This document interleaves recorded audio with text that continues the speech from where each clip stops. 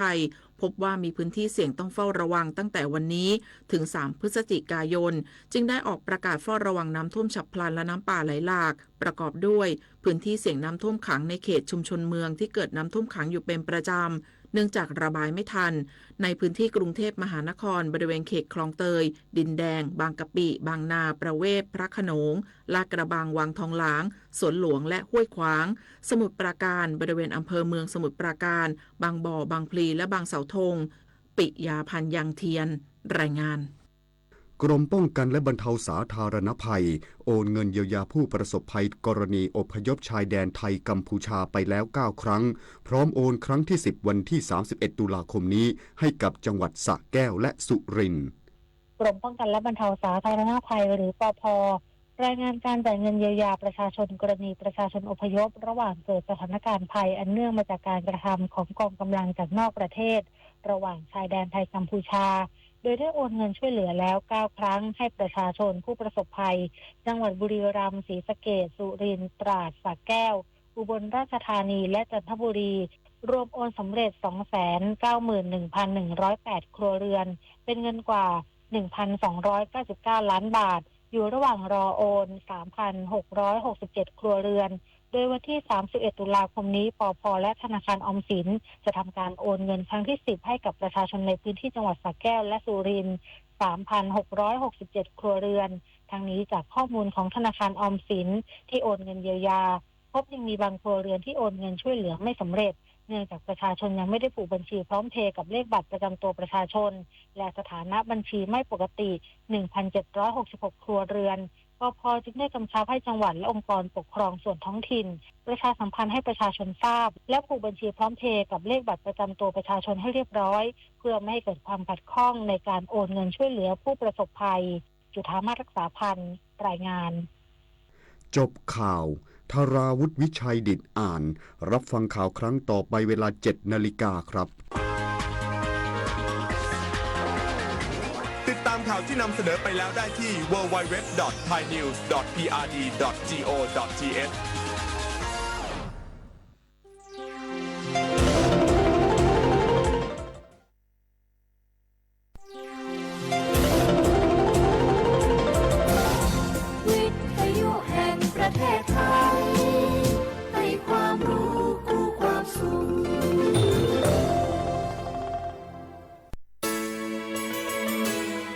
สถานีวิทยุกระจายเสียงแห่งประเทศไทยจังหวัดเชียงใหม่ AM 1476 กิโลเฮิรตซ์สถานีวิทยุภาคภาษาชาติพันธุ์แห่งเดียวในประเทศไทยที่มีความทันสมัยเชื่อถือได้สร้างอัตลักษณ์กลุ่มชาติพันธุ์สู่สากล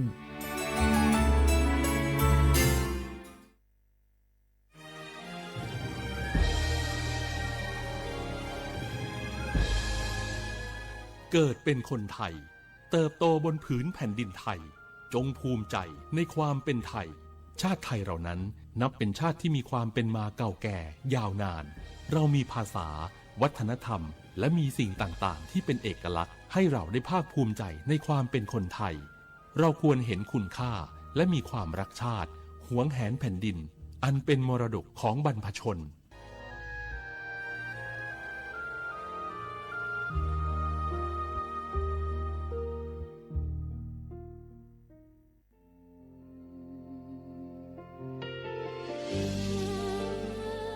พระเสด็จสู่แดนสวงไทยทั้งปวงน้อมสำนึกในพระมหากรุณาธิคุณตราบนิรันดร์ข้าพระพุทธเจ้าข้าราชการและเจ้าหน้าที่สถานีวิทยุกระจายเสียงแห่งประเทศไทยจังหวัดเชียงใหม่กรมประชาสัมพันธ์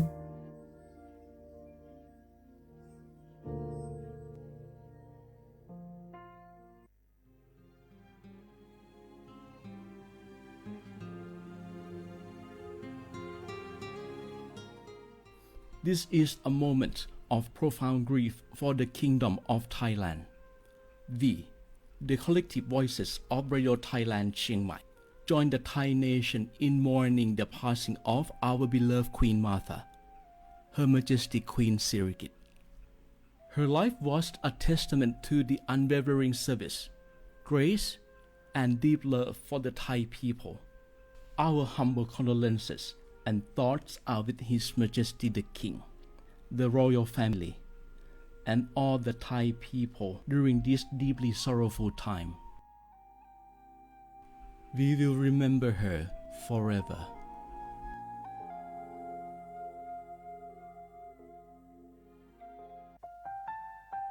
Wanu lisu shi Tami kunewa jama amusa Nima aku tili sango Wanu watsuma aku Pfama ku watu wama tili shikwali pudu Tami kunewa jama Wanu lisu shi za khwazapu Ama he taho lila tili Nima jaja Nima tili sajango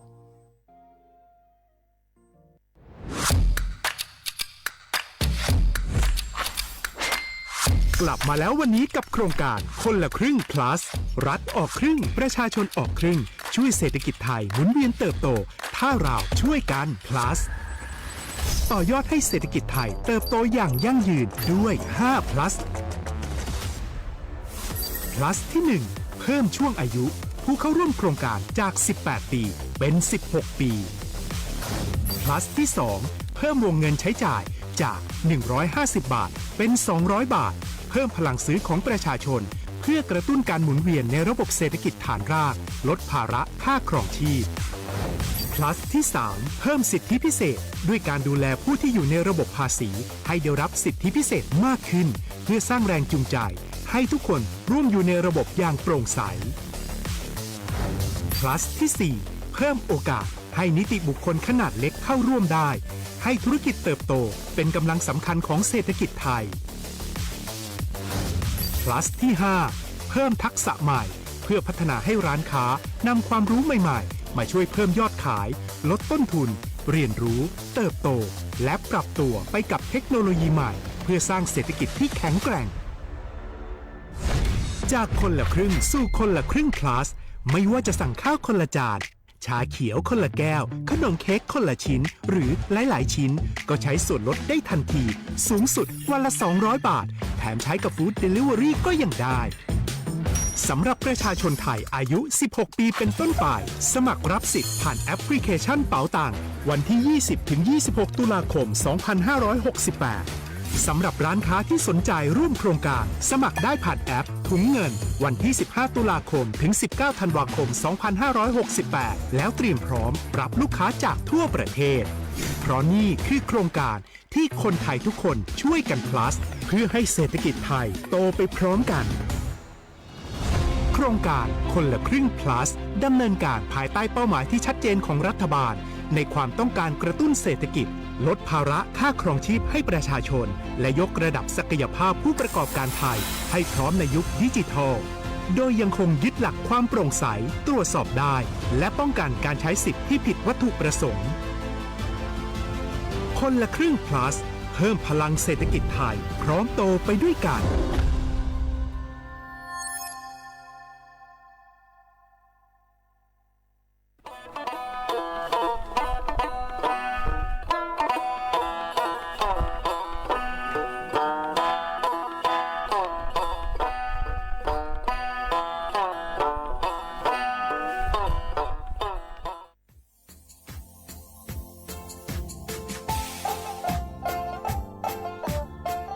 น่าถึงมาปีมาซื้อจีนชมังโงมัญญาคณะรัฐมนตรีไงมีมติยากกว่าอยู่หัวระมองเมื่อเหือนยากุลาซื้อหาหนีซื้อกูยังไงยิ่งคงอยู่ตรงว่ายาสดซื้อฉีกว่ายาใบระมองเมื่อเหือแก้ไขปัญหาไงสถานะอาทิตย์ยังเหือสัญชาติไงเอาถ้ามีคนเรียกว่าจ่าสุไงอธิบายยากฎหมายถือว่าใบระมองเมื่อเหือไงมาตราที่17ไงแห่งพระราชบัญญัติคนเข้าเมืองไงพอสองมันอยากให้ญี่ปุ่นอยากให้หนีตัวอยากหนีซึ่งหนีกว่าไงเท่าว่าถ้ามีคนเนี่ยว่าดูแลโซอาทิตย์เนี่ยคือมือจ่าจางงูเป็นยังไงอาทิตย์เนี่ยว่ามีทะเบียนประวัติเธอถูกต้องอยู่ไงอธิบายว่าสารว่ายื่นขอสถานะไงคนต่างด้าวเข้าเมืองโดยชอบด้วยกฎหมายที่ดียินหน้าบุตรงาอาทิตย์ทยากฎหมายถือว่าบรรดามันเป็นไงมาตราที่7ทวีไงแห่งพระราชบัญญัติไงสัญชาติยึดขวงงบไปเฮอพศยังไง2508ไง เอาถ้ามีคนได้ว่าเฮตาซุงโงไม่ยังไงอาทิตย์นี้เฮอาบามันก็จะเฮอามาไงเอาว่าอยู่ในทะเบียนประวัติบุคคลไงอธิบายว่าไม่มีสถานะทางทะเบียนมาจุบะเขาสามารถยื่นขอสัญชาติไทยที่กรุงเทพมหานครไงยื่นที่สำนักบริหารการทะเบียนกรมการปกครองอธิบายเราส่วนต่างจังหวัดจะสุบะว่ายื่นต่อในอำเภอตานภูมิลำเนาไงปีขวานวลแล้วก็จะบอกว่าอำเภอยิ่งที่ยื่นช่องยื่นเวลาโง่ไม่ยากว่าเวลาใช้การยาขนาดถี่เนี่ยควานยีนวันยังสิงอธิบายนี่มีกับพวกควานยีที่น่าเหียโชฮา你自姑娘一口你等我下坐次过过次我这里日常的么比嘛自己下我消化的。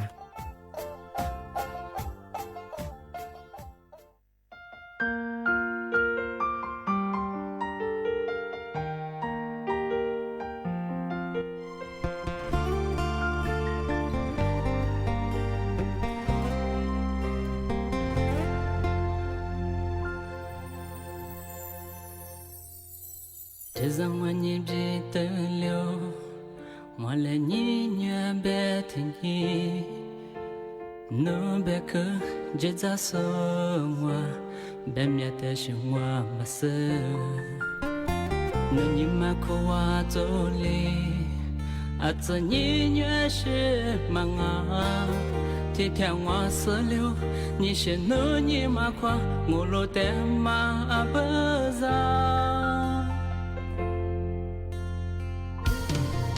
我你妈不那怎努力，你越狠，你啥面啥都来我妈，没不马子，我呀你越得狠，天天面比起我了。我你妈不那怎努力，你越狠，你快些呀我来比的，没得想我别，努你妈快，没女本呀努提走哩。你越特别。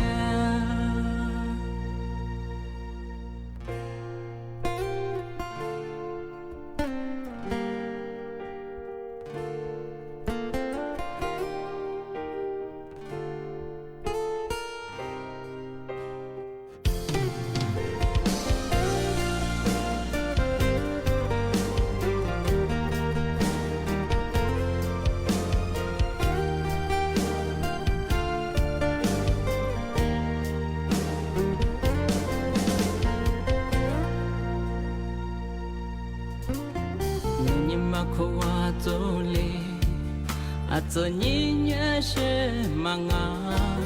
天天我死了，你是侬你妈夸我落得妈不让。我你妈不那次努力，你越狠，你啥面啥都来我妈，你不马子，我呀你越得狠，天天面比起我了。我你妈不那次努力，你越狠，你快些呀我来比的，没得想我别，侬你妈快，没女本呀侬提走哩，你越特别。我你妈不那次努力，你越狠，你啥面啥都来我妈，没不马子。我呀你越得狠，天天面比起我了。我你妈不那次努力，你越狠，你快些呀我来比的，没得想我别，侬你妈快，没女本呀侬提走哩，你越特别，没得想我别。侬你妈夸没女本呀，侬提走哩，你越特别。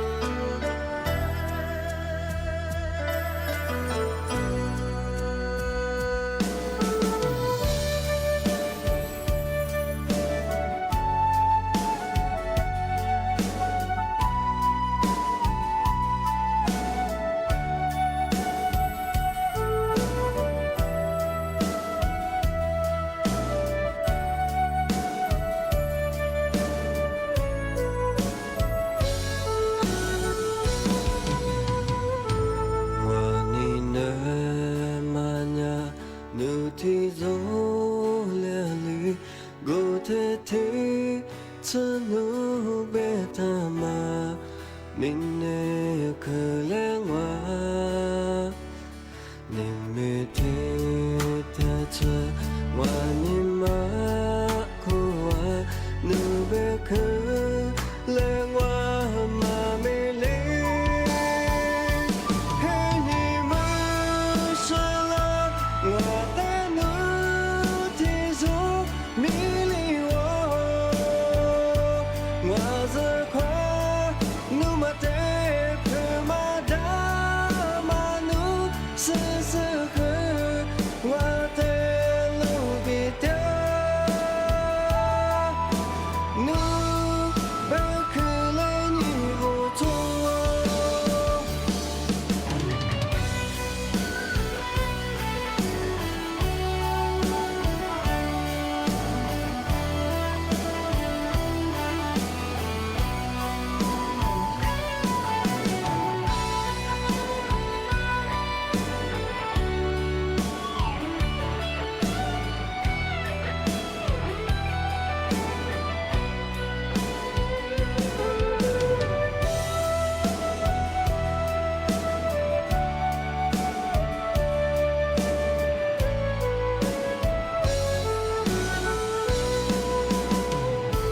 와니네 마냐 누티졸랴리 고테테 ts노베타마 니네 그레와 님메테테차 와님마 고와 누베크 레와 마밀리 해님을 살아 와대누 티소 밀리워 와서과 누마테 그마다 마누 스스흐 와테 루비텨 해님을 살아 와대누 티소 밀리워 와서과 누마테 그마다 마누 스스흐 와테 루비텨 누 베클레니 우투어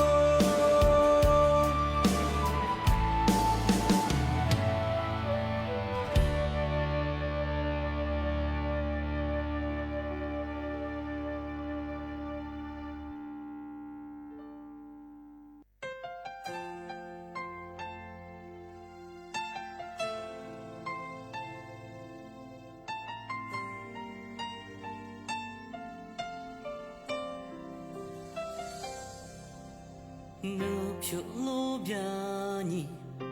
눈이 맞자니 누때니 누크 티스 아메다니 누때니 뇌미 암야니 나미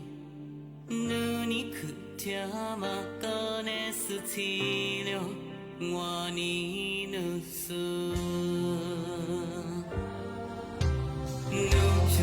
누표로변이 눈이 맞자미 누때니 누스 아메좌니 누때니 나미 암야니 내미 눈이 그티마와 뿌르 와자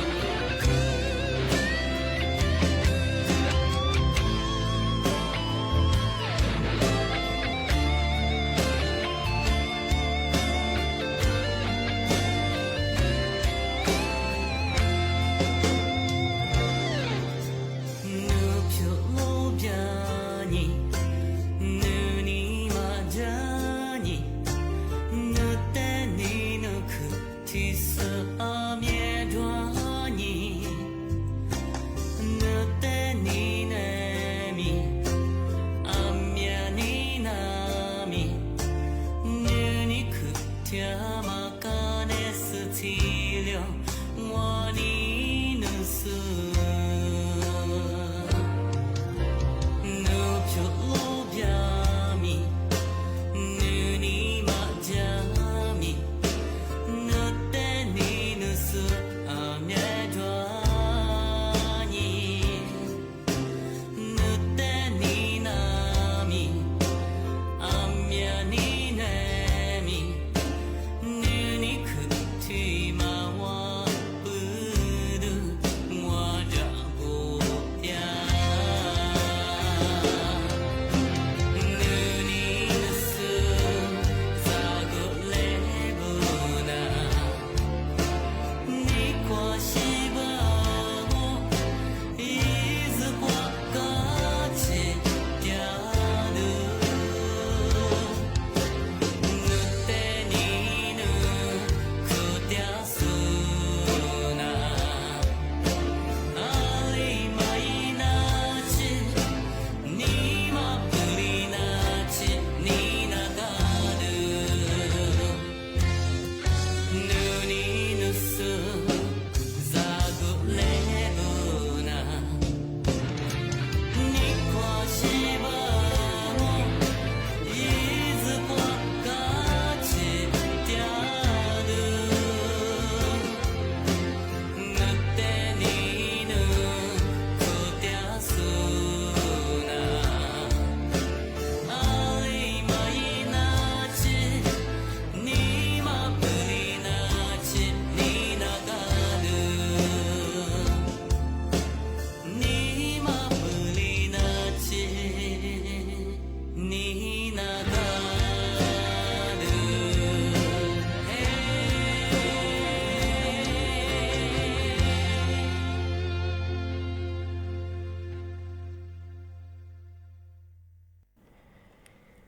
เสียว่าเวลาข้อว่าไม่แน่ถูกโมขวานีเจนโมเอาลิสงโดจืดขวาเปลาวงาเอาลิสงดูกุงมัญญาทาจิ้มหมายงาสถานีวิทยุกระจายเสียงแห่งประเทศไทยจังหวัดเชียงใหม่ว่าโดจ้างาเอาวิทยุว่าโดยจามังโงมัญญายี่ระบบญา AM ยี่ครึ่งความถี่โงมัญญาติตูลี่เฮียฉีจือโฉเฮกว่าโจญาโดลางาเปขว้าวมาวิทยุวันไหนช่องมัญญางาอาทิตย์ทาวระบบไลฟ์ส่งโงมัญญางา Facebook ยี่เพยาสวทเชียงใหม่ AM 1476กิโลเฮิรตซ์งาทีเลไลฟ์สู่ยังเอาลิซึ่งวัญญาที่ยี่มาหนีหัวโดยะเน้นแน่ยาโฉมมุขวานีเจมุวัติหัวโดที่มุลงมันยาหนีมุขวานีซาโมที่ดวงนาที่ยาขวานีนายาซึที่โดยางที่ยี่มาคือเน้นที่จุโมที่มุลที่จุโมที่ยี่มาคือหนีจุโมที่ดวงที่แบ่งงมันยางนี่มีที่ยี่มาคือเอาลิซูอาบังโง่บัญญัติกูหากูยิงนี่มีถึงยี่มาคือนี่อีโคนี่โตนี่จังหวะโคตรมาวัวลิโซอาบายเห็นยี่บ้าวัวคือพระรักกาบุรุษอาทิบัญญาวัวไทยอาบังโง่บัญญัตินี่มีถึงยี่มาชื่อหานี่จืกูนี่ถึงยี่มานี่มีถึงยี่มานาสายิงวันพุธที่29เดือนตุลาคมพศ2568ที่คงมางงาอาทิตย์นี้นี่มีถึงยี่มายิ้วถึงยี่มางาเทวโครงการคนละครึ่ง plus มางาเอาโครงการคนละครึ่ง plus มาเอา20ยูซู20วอซุงโงบัญญัตินี่มีถึงยี่มายิ้วถึงยี่มาที่เรียกนี่จึกุญยังในแนวโฉมโมขวานีสักว่าสติโมสติเลอยู่หน้างเอาสติโมสักว่าใจงมันยังอยู่มันเอาพายงมันยังเธอในแนวโฉมโมขวานีสติโมสักว่าเธอหยิบซึกุนได้ว่าอาทิเลอยู่หน้างอาทิบัญญาโวคนละเครื่อง20มาโลดเบียกันยาโว20วาสุงโงบัญญัง มีที่เลยอยู่ว่างมาเขาอยู่ที่ขออยู่คือนี่จะกู้เนี่ยขอนี่สุดที่หาสุดที่เนี่ยสุดที่เลยอยู่ว่างแต่เป็นอย่างเป็นขอโนอยู่ที่ขอที่นี่จะกู้เนี่ยว่างที่นี่จะกู้เนี่ยขอนี่สุดที่หาสุดที่เนี่ยว่าพามาอยู่มันเนี่ยสุดที่หาสุดที่เนี่ยพาใจมันเนี่ยคือหนูยี่สิบก็มาคืออะไรถูกตายหน้าบ่ดงที่เป็นอย่างเสียความว่างยี่สิบวันส่งมันยังไงนี่จะกู้เนี่ยขอนี่ที่สุดที่หาสุดที่เนี่ยคนได้วันอย่างคือยี่ที่ขออยู่ว่างมาสมัยที่เลยปีมาเสียความจ้าหนูยี่สิบพัดไตบ่คือหนูหมูอยู่ว่างรัฐบาลที่จอมันยังคืออย่างคือข้างปีว่าว่าสิบวันจะสิบวันเหงจะสิ่งมาว่าปีว่าจะซึ่งมาคือนี่เฮียบางว่าบ้างคือคือถึงเฮียบางที่เขาไปย้ายถึงไงรัฐบาลที่เฮียเบื่อถึงเฮียเบื่อเฉยๆไงมาคือถึงว่าที่เบื่อที่หัวซึ่งหัวซื้อถึงที่บ้านคือทำไม่ได้นี่จะกู้เนี่ยบ้านคือนี่มีถึงมาคือยิ้วที่ขวาที่เลยใช้ไงมั่งเปิดใช้สีมั่งที่บ้านว่าเสียความว่างจุดๆไปว่าเสียความว่างว่ากูจีอันนี้ป้าเวลาคือแบ่งไปข้อโครงการคนละคือสมัครสบาย20 วันส่วนใหญ่คือนี่มีถึงมาคือยิ้วถึงมาที่ใช้สีย่างของงานที่บ้านคือสติหาสติเนี่ยว่าสติหาสติเนี่ยว่าถัดใจยังไงที่ยิ้วที่คอยอยู่มั่งที่นี่ที่มาเทเชียมีแร่ที่หมดว่านาลาปีมาแบบมาช่วยก็คือแน่ๆถ้าพวกที่ขวาที่ได้ปีมาซึ่งจริงช่างสำนักงานตำรวจแห่งชาติเปิดเผย4พฤติการบ่ได้ที่แกนคอลเซ็นเตอร์ที่บ่มายื้อกุลียาที่ลียมาที่ลีดมาที่ลียาบ่ได้ที่เป็นอย่างว่าเสียความว่าที่ลีดมาตอนนั้นไม่ช่วยที่พามัวงอเป็นอย่างคือมีโทรแจ้งช่างบ่ได้ทันทีที่ช่วยโทรแจ้งช่วยบ้างมียิงเป็นอย่างแกนคอลเซ็นเตอร์ที่เป็นอย่างคือจากงไปเธอห้องพาร์ทเชียเช่าสิ่งไงห้อง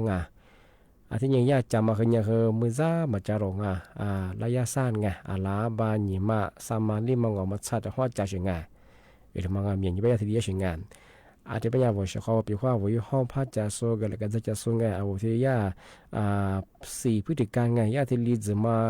ที่ลีพายที่ลีพามูไม่คือถ้าช่วยงานแบบนี้มีตันรัฐโทรแจ้งช่างบริงานที่เป็นลีดมางเป็นยังไงยิ่งที่มางเป็นยังมีอย่างแบบกลุ่มชาวต่างชาติสาวขวัญโชวัตยี่ห้อที่ชาวจ่าสิ่ง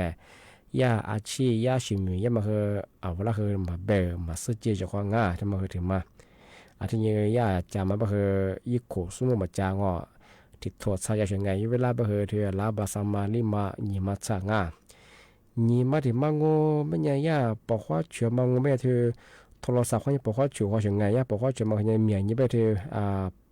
ภาษาต่างประเทศอย่างไงนับป้าในแบบงดเชื่ออย่างไงตลอดเวลาที่ยังบอกว่าเชื่อมังไม่คือมีอย่างนี้ไปคือเชื่ออย่างไงถ้าไปถึงจุดมุ่งไปคือทำไมเชื่อยิ่งจุดมุ่งคือทำไมเชื่อมังคืองอที่ปลุกปลุกเชื่ออย่างไงที่ยังคือยังบอกว่าเชื่อมังคือ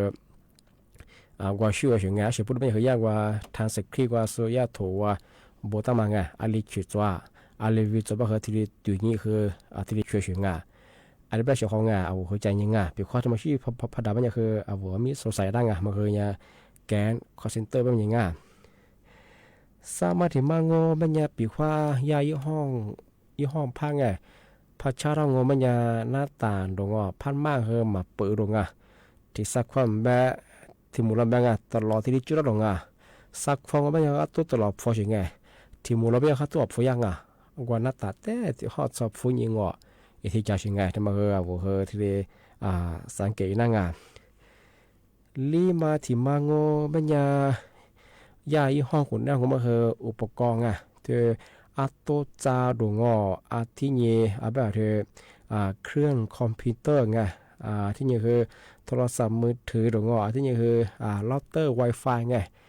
เราเตอร์ Wi-Fi ไม่ได้ว่าหิควากว่า Wi-Fi เหนือชื่อยี่เครื่องพิเศษมันคือมีเครื่องที่เรียนจบตรงที่นี่คือที่นี่แก่ที่นี่คือว่ายี่ชาสูยี่ช่างคือดูแลตลอดที่จบตรงที่เป็นอย่างเช่นของปีข้าวที่มันชื่อลีดมาชื่อที่พมวงว่ามันคือลีย่าคือกลุ่มแกนคอลเซ็นเตอร์ แบงยีที่กูตาบ่ดงเอาที่พับหมอไม่จะคือไงมีที่ชอเลยตอนรัฐทูฟูไปไงมีโทรใจบ่ดงทำมาคือ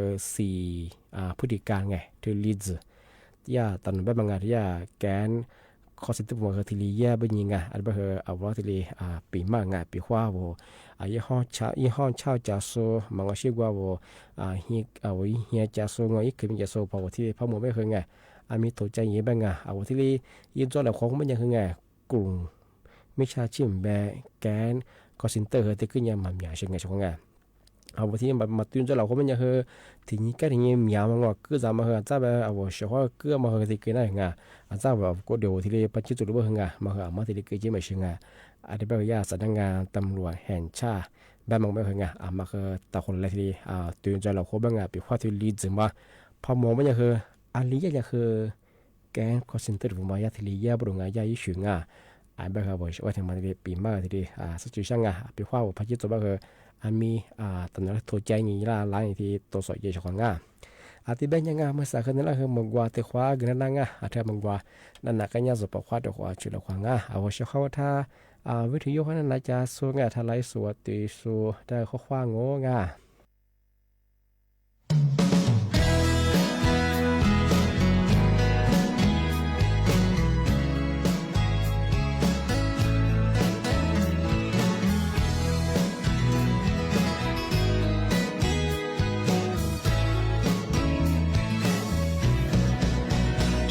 是你，我被我的我在吃色，我体肉你马苦过，如皮的我，好比梦是你，你是让我在之间我，今年若年，你对我之我，我落色，我体肉在之间。我落的马，一个可怜你，你是让我你马上路。我女你，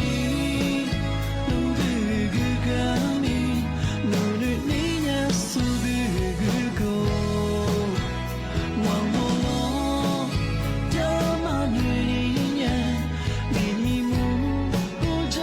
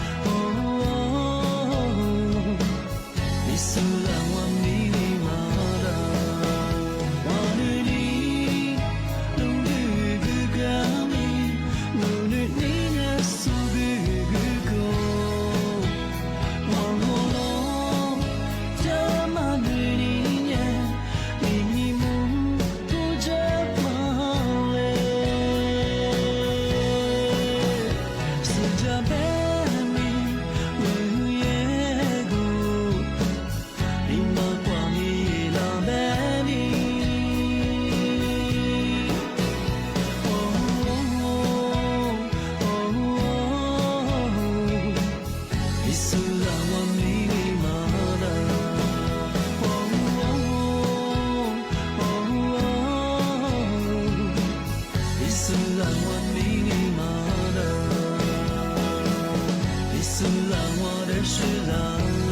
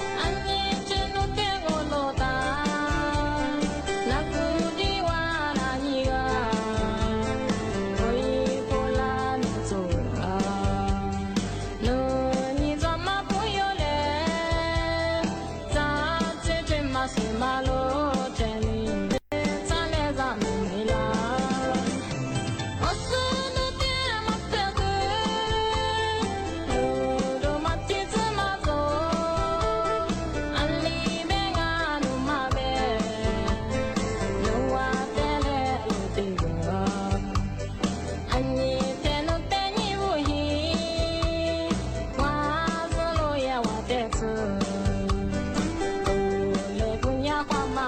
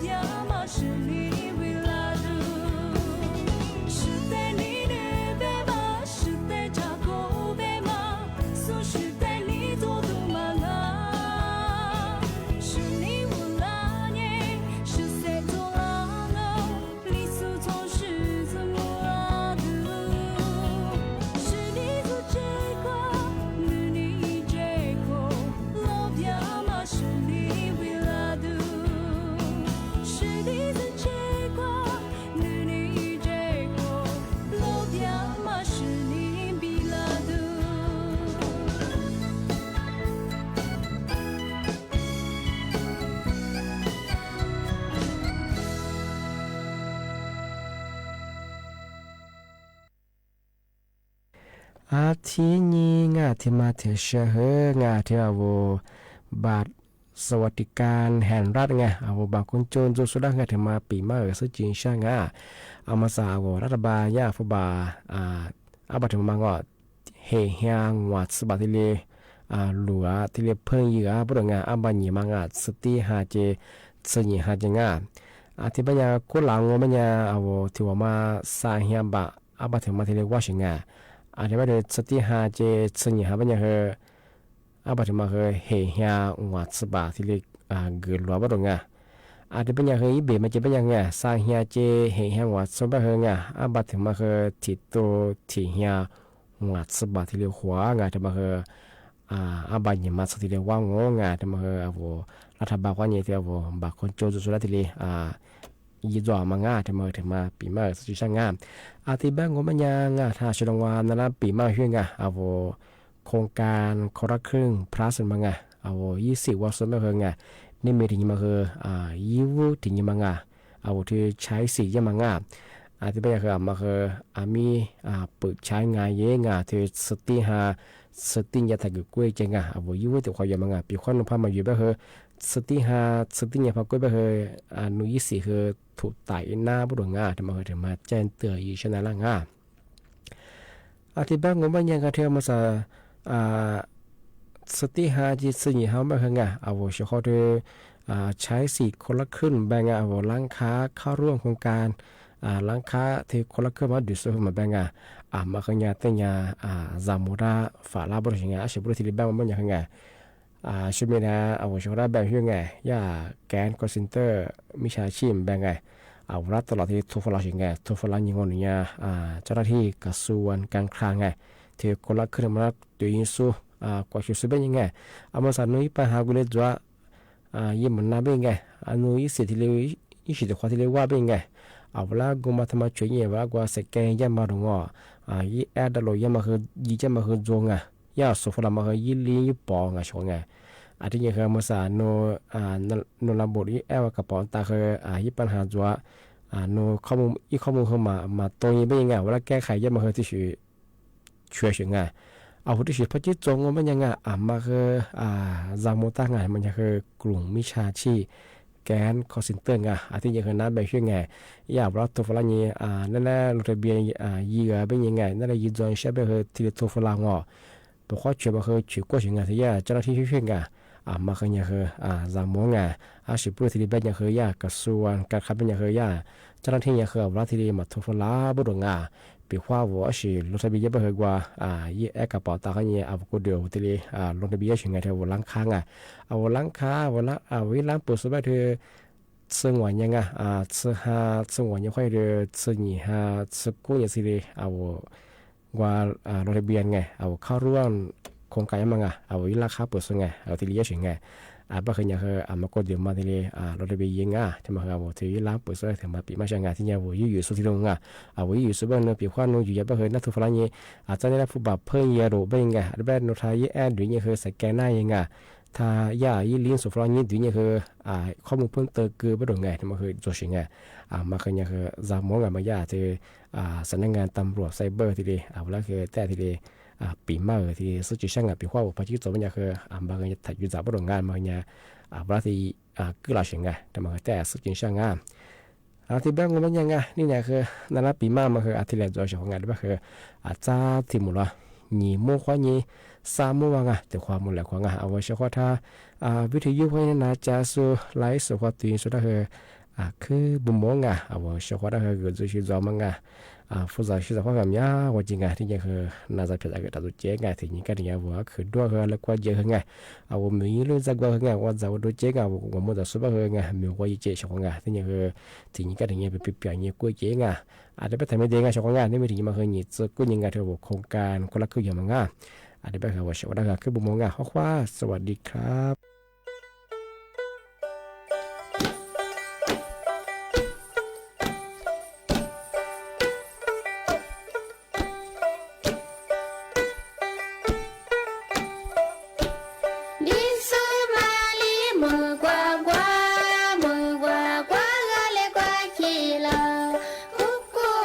是瓜起了，天天上。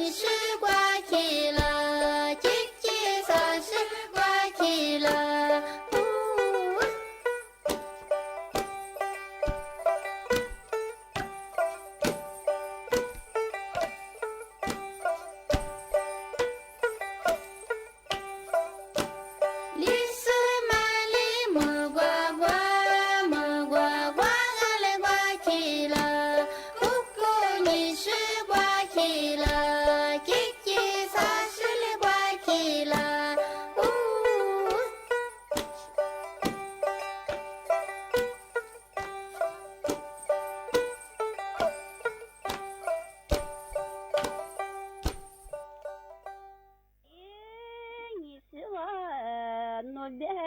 你是天涯，错过我发誓的过我，谢谢你生。你我和我仨妻子过一多少来花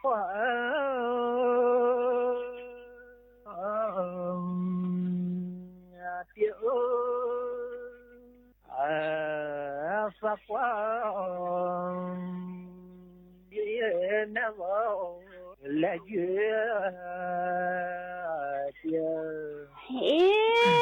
你是我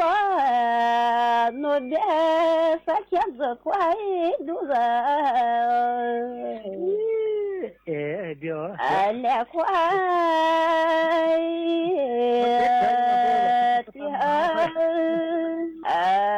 也怪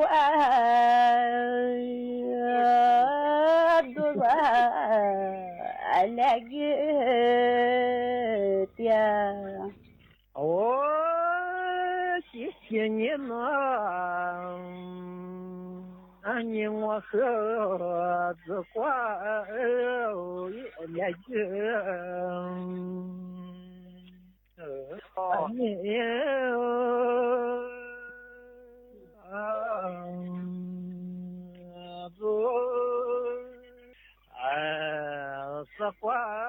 来月的毛三呀子，我别拿我的个来块的毛三呀子。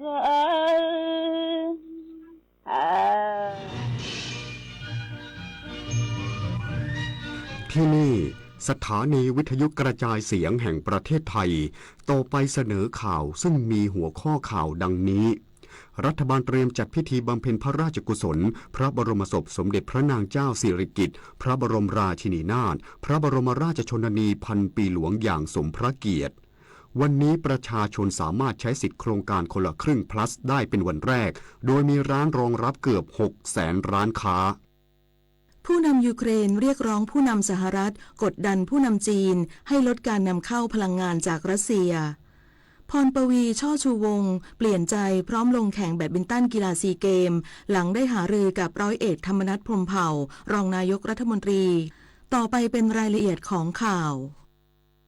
พระบาทสมเด็จพระเจ้าอยู่หัวและสมเด็จพระนางเจ้าพระบรมราชินีทรงบำเพ็ญพระราชกุศลพระพิธีธรรมสวดพระอภิธรรมพระบรมศพสมเด็จพระนางเจ้าสิริกิติ์พระบรมราชินีนาถพระบรมราชชนนีพันปีหลวงวันนี้เวลา 19:16 นาทีพระบาทสมเด็จพระเจ้าอยู่หัวและสมเด็จพระนางเจ้าพระบรมราชินีเสด็จพระราชดำเนินโดยรถยนต์พระที่นั่งจากพระที่นั่งอัมพรสถานพระราชวังดุสิตไปทรงบำเพ็ญพระราชกุศลพระพิธีธรรมสวดพระอภิธรรมพระบรมศพสมเด็จพระนางเจ้าสิริกิติ์พระบรมราชินีนาถพระบรมราชชนนีพันปีหลวงณพระที่นั่งดุสิตมหาปราศาสน์พระบรมมหาราชวังในโอกาสนี้เจ้าคุณพระสินีนาถพิราชกัลยาณีโดยเสด็จในการนี้ด้วยในการนี้ทูลกระหม่อมหญิงอุบลรัตนราชกัญญาสิริวัฒนาพันนวดีท่านผู้หญิงพลอยไพลินเจนเซ่นและท่านผู้หญิงสิริกิติยาเจนเซ่นเฝ้าทูลละอองธุลีพระบาทรับเสด็จณพระที่นั่งดุสิตมหาปราศาสน์พระบรมมหาราชวังเมื่อเสด็จพระราชดำเนินถึงพระที่นั่งดุสิตมหาปราศาสน์พระบาทสมเด็จพระเจ้าอยู่หัวและสมเด็จพระนางเจ้าพระบรมราชินีเสด็จพระราชดำเนินไปยังที่ประดิษฐานพระบรมศพทรงจุดธูปเทียนเครื่องทองน้อยทรงกราบ พระบาทสมเด็จพระเจ้าอยู่หัวทรงจุดธูปเทียนเครื่องนมัสการพานทอง2 ชั้นบูชาพระพุทธรูปประจำพระชนมวาลที่หน้าพระแท่นพระนพบดลมหาเสวตฉัตรทรงกราบต่อจากนั้นเสด็จพระราชดำเนินไปยังมุกเหนือพระที่นั่งดุสิตมหาปราสาททรงจุดธูปเทียนเครื่องบูชากระบะมุกที่หน้าพระแท่นเตียงพระพิธีธรรมสวดพระอภิธรรมด้านตะวันออกและด้านตะวันตกทรงคมแล้วประทับพระราชอาสน์เมื่อพระพิธีธรรมสวดพระอภิธรรมครบ4จบแล้วพระบาทสมเด็จพระเจ้าอยู่หัวเสด็จพระราชดำเนินไปทรงทอดผ้าไตรพระราชาคณะ1 รูปที่ถวายอดิเรกและพระพิธีธรรมสวดพระอภิธรรม8 รูปพระสงฆ์สดับปกรณ์พระบาทสมเด็จพระเจ้าอยู่หัวและสมเด็จพระนางเจ้าพระบรมราชินีทรงหลังทักษิโนทกพระสงฆ์ถวายอนุโมทนาถวายอดิเรกถวายพระพรลาจากนั้นพระบาทสมเด็จพระเจ้าอยู่หัวเสด็จพระราชดำเนินไปทรงกราบที่หน้าเครื่องนมัสการหน้าพระแท่นพระนพบดลมหาเสวตฉัตรเสร็จแล้วพระบาทสมเด็จพระเจ้าอยู่หัวและสมเด็จพระนางเจ้าพระบรมราชินีเสด็จพระราชดำเนินไปทรงกราบที่หน้าพระโกฐทรงรับการถวายความเคารพของผู้มาเฝ้าทูลละอองธุลีพระบาทแล้วเสด็จออกจากพระที่นั่งดุสิตมหาปราสาทไปประทับรถยนต์พระที่นั่งเสด็จพระราชดำเนินกลับสำนักพระราชวังเปิดให้ประชาชนทั่วไปถวายสักการะสมเด็จพระนางเจ้าสิริกิติ์พระบรมราชินีนาถพระบรมราชชนนีพันปีหลวงเบื้องหน้าพระฉายาลักษณ์ณศาลาสหไทยสมาคมในพระบรมมหาราชวังทุกวันเวลา 8:30 น.ถึง 16:00 น.ตั้งแต่บัดนี้เป็นต้นไปและจะเปิดให้ประชาชนเฝ้ากราบถวายบังคมพระบรมศพสมเด็จพระนางเจ้าสิริกิติ์พระบรมราชินีนาถพระบรมราชชนนีพันปีหลวงณพระที่นั่งดุสิตมหาปราสาทภายหลังจากการพระราชพิธีทรงบำเพ็ญพระราชกุศลครบ15 วันตั้งแต่เวลา 9 นาฬิกาถึง 21 นาฬิกาเริ่มตั้งแต่วันอาทิตย์ที่ 9 พฤศจิกายนนี้เป็นต้นไปและให้ราชสกุลคณะองคมนตรีคณะรัฐบาลคณะบุคคลส่วนราชการรัฐวิสาหกิจภาคเอกชนและประชาชนทั่วไป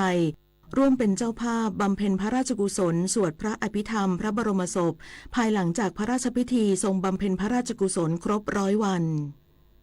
สถานีวิทยุกระจายเสียงแห่งประเทศไทยขอเสนอสารคดีชุดสมเด็จพระนางเจ้าสิริกิติ์พระบรมราชินีนาถพระบรมราชชนนีพันปีหลวงพระผู้เสด็จสู่สวรรคาลัยวันนี้เสนอตอนพระเมตตาดั่งสายใจไทยสารคดีชุดสมเด็จพระนางเจ้าสิริกิติ์พระบรมราชินีนาถพระบรมราชชนนีพันปีหลวงพระผู้เสด็จสู่สวรรคาลัยสมเด็จพระนางเจ้าสิริกิติ์พระบรมราชินีนาถพระบรมราชชนนีพันปีหลวงพระองค์เปรียบประดุจแม่แห่งแผ่นดินผู้ทรงเปี่ยมด้วยพระมหากรุณาธิคุณต่อพระสกนิกรชาวไทยทุกหมู่เหล่าทรงอุทิศทั้งพระวรกายและพระราชหฤทัยเพื่อบำบัดทุกข์บำรุงสุขแก่ประชาชนโดยเฉพาะผู้ที่อาศัยอยู่ในถิ่นทุรกันดารด้วยสายใยแห่งความห่วงใยอันไม่สิ้นสุดพระองค์จึงได้ทรงจัดตั้งหน่วยแพทย์พระราชทาน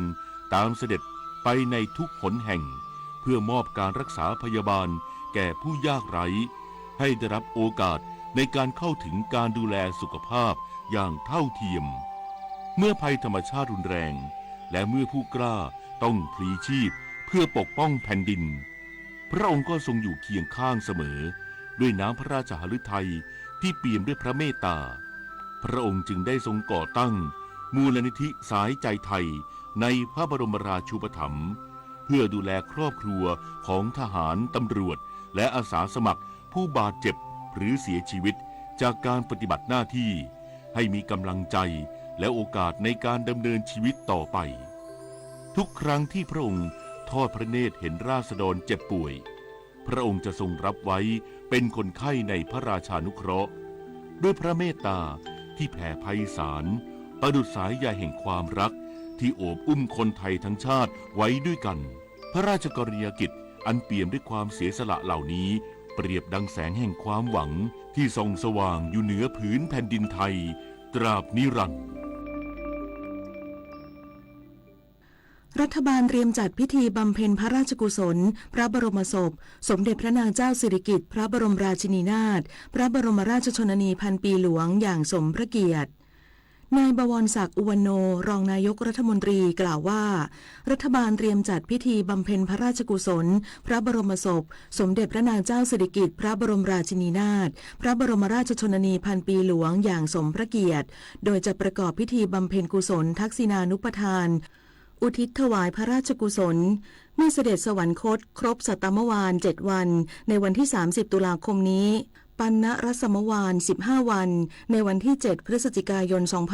2568ปัญญาสมวาล50วันในวันที่12ธันวาคม2568และสัตตมวาล100วันในวันที่31มกราคม2569โดยจะจัดทั้งในส่วนกลางส่วนภูมิภาคและต่างประเทศ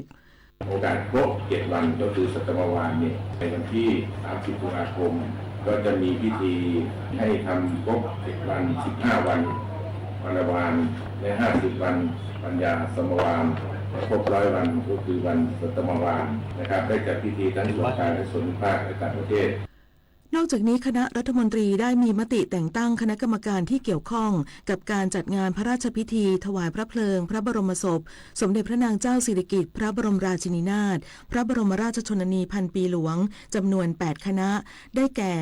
คณะกรรมการฝ่ายจัดพิธีการคณะกรรมการฝ่ายจัดขบวนพระบรมราชอิสริยยศและงานพระราชพิธีคณะกรรมการฝ่ายจัดสร้างพระเมรุมาตรและสิ่งปลูกสร้างประกอบและบูรณปฏิสังขรณ์ราชรถและพระยานมาตรคณะกรรมการฝ่ายประชาสัมพันธ์งานพระราชพิธีคณะกรรมการฝ่ายรักษาความปลอดภัยและการจราจรในงานพระราชพิธี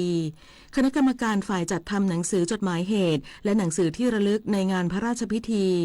คณะกรรมการฝ่ายกลั่นกรองการขอใช้งบประมาณในงานพระราชพิธีและคณะกรรมการศูนย์ประสานการจัดพระราชพิธีถวายพระเพลิงพระบรมศพไทยและกัมพูชาปฏิบัติการตามข้อตกลงร่วม4ประเด็นสำคัญเพื่อสันติภาพและความปลอดภัยของประชาชนเริ่มจากการถอนอาวุธหนักออกจากพื้นที่ชายแดนนายอนุทินชาญวิรากูลนายกรัฐมนตรีและรัฐมนตรีว่าการกระทรวงมหาดไทยเปิดเผยว่าการหารือทวิภาคีกับนายฮุนมาเนตนายกรัฐมนตรีกัมพูชาในช่วงการประชุมสุดยอดอาเซียนครั้งที่47และการประชุมสุดยอดที่เกี่ยวข้องที่ประเทศมาเลเซียได้เน้นย้ำถึงการลงนามถ้อยแถลงเมื่อวันที่26ตุลาคมที่ผ่านมาถือเป็นพื้นฐานสำหรับ2ประเทศที่จะต้องปฏิบัติอย่างจริงจังและจริงใจเพื่อเดินหน้านำข้อตกลงไปสู่การปฏิบัติอย่างเป็นรูปธรรมโดยเร็วโดยเฉพาะ4ประเด็นสำคัญในการลดความตึงเครียดตามแนวชายแดนได้แก่การถอนอาวุธหนักออกจากพื้นที่ชายแดนกลับสู่ที่ตั้งปกติการเก็บกู้ทุ่นระเบิดการปราบปรามขบวนการอาชญากรรมข้ามชาติโดยเฉพาะสแกมเมอร์และการบริหารจัดการพื้นที่ชายแดนทั้งนี้กระบวนการถอนอาวุธหนักได้เริ่มขึ้นแล้วกัมพูชาและไทยก็ได้หารือกันเพื่อที่จะเร่งให้การดำเนินการตามปฏิญญาที่เราลงมา4ข้อนั้นนะให้มีการดำเนินการโดยเร็วนะครับซึ่งตอนนี้เนี่ยการเริ่มถอนอาวุธหนักก็เริ่มดำเนินการแล้วตั้งแต่วันแรกเลยแต่ก็มาเรียนท่านนายกกัมพูชาว่าอย่าให้มันเป็นเพียงสัญลักษณ์ต้องเร่งดำเนินการถอนอาวุธอย่างเป็นรูปธรรมแล้วก็จริงจังแล้วก็ด้วยความรวดเร็วพลเอกณัฐพล นาคพานิชรัฐมนตรีว่าการกระทรวงกลาโหมกล่าวว่าทั้งไทยและกัมพูชาเริ่มถอนอาวุธหนักออกจากพื้นที่แนวชายแดนไทยกัมพูชาตามข้อตกลงร่วมกันแล้วโดยตามแผนปฏิบัติการได้กำหนดให้แล้วเสร็จภายใน6สัปดาห์หรืออาจจะมากกว่านั้นพนิษฐ์นาฏ ขวัญแสนสุขรายงานและเช้าวันนี้นายกรัฐมนตรีจะเดินทางไปสาธารณรัฐเกาหลีเพื่อเข้าร่วมการประชุมผู้นำเขตเศรษฐกิจเอเปกครั้งที่32และการประชุมที่เกี่ยวข้องระหว่างวันนี้ถึงวันที่1พฤศจิกายนนี้ณเมืองคยองจูสาธารณรัฐเกาหลีภายใต้หัวข้อหลักเสริมสร้างวันพรุ่งนี้ที่ยั่งยืนโดยไทยจะชูประเด็นการปรับตัวของเขตเศรษฐกิจให้ทันกับโลกยุคใหม่และแสดงความพร้อมรองรับนักลงทุนจากต่างประเทศรวมถึงจะเชิญชวนผู้นำเขตเศรษฐกิจเอเปกร่วมกันป้องกันอาชญากรรมทางเศรษฐกิจและสแกมเมอร์อย่างจริงจังการลงนามความร่วมมือพัฒนาแร่เอิร์ธระหว่างไทยกับสหรัฐอเมริการัฐบาลยืนยันว่าเป็นความร่วมมือระหว่างประเทศเพื่อยกระดับอุตสาหกรรมและไม่มีผลผูกพันทางกฎหมาย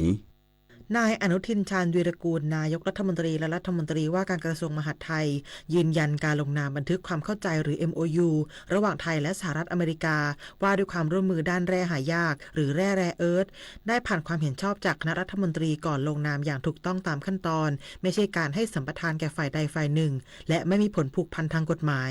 ทั้งนี้จุดประสงค์ของ MOU ดังกล่าวเป็นเพียงกรอบความร่วมมือเพื่อศึกษาแนวทางการใช้ประโยชน์ร่วมกันหากประเทศไทยสามารถพัฒนาและจัดการทรัพยากรได้เองในอนาคตก็สามารถยกเลิกข้อตกลงดังกล่าวได้ทันทีดังนั้นย้ำว่าไทยไม่ได้เสียเปรียบ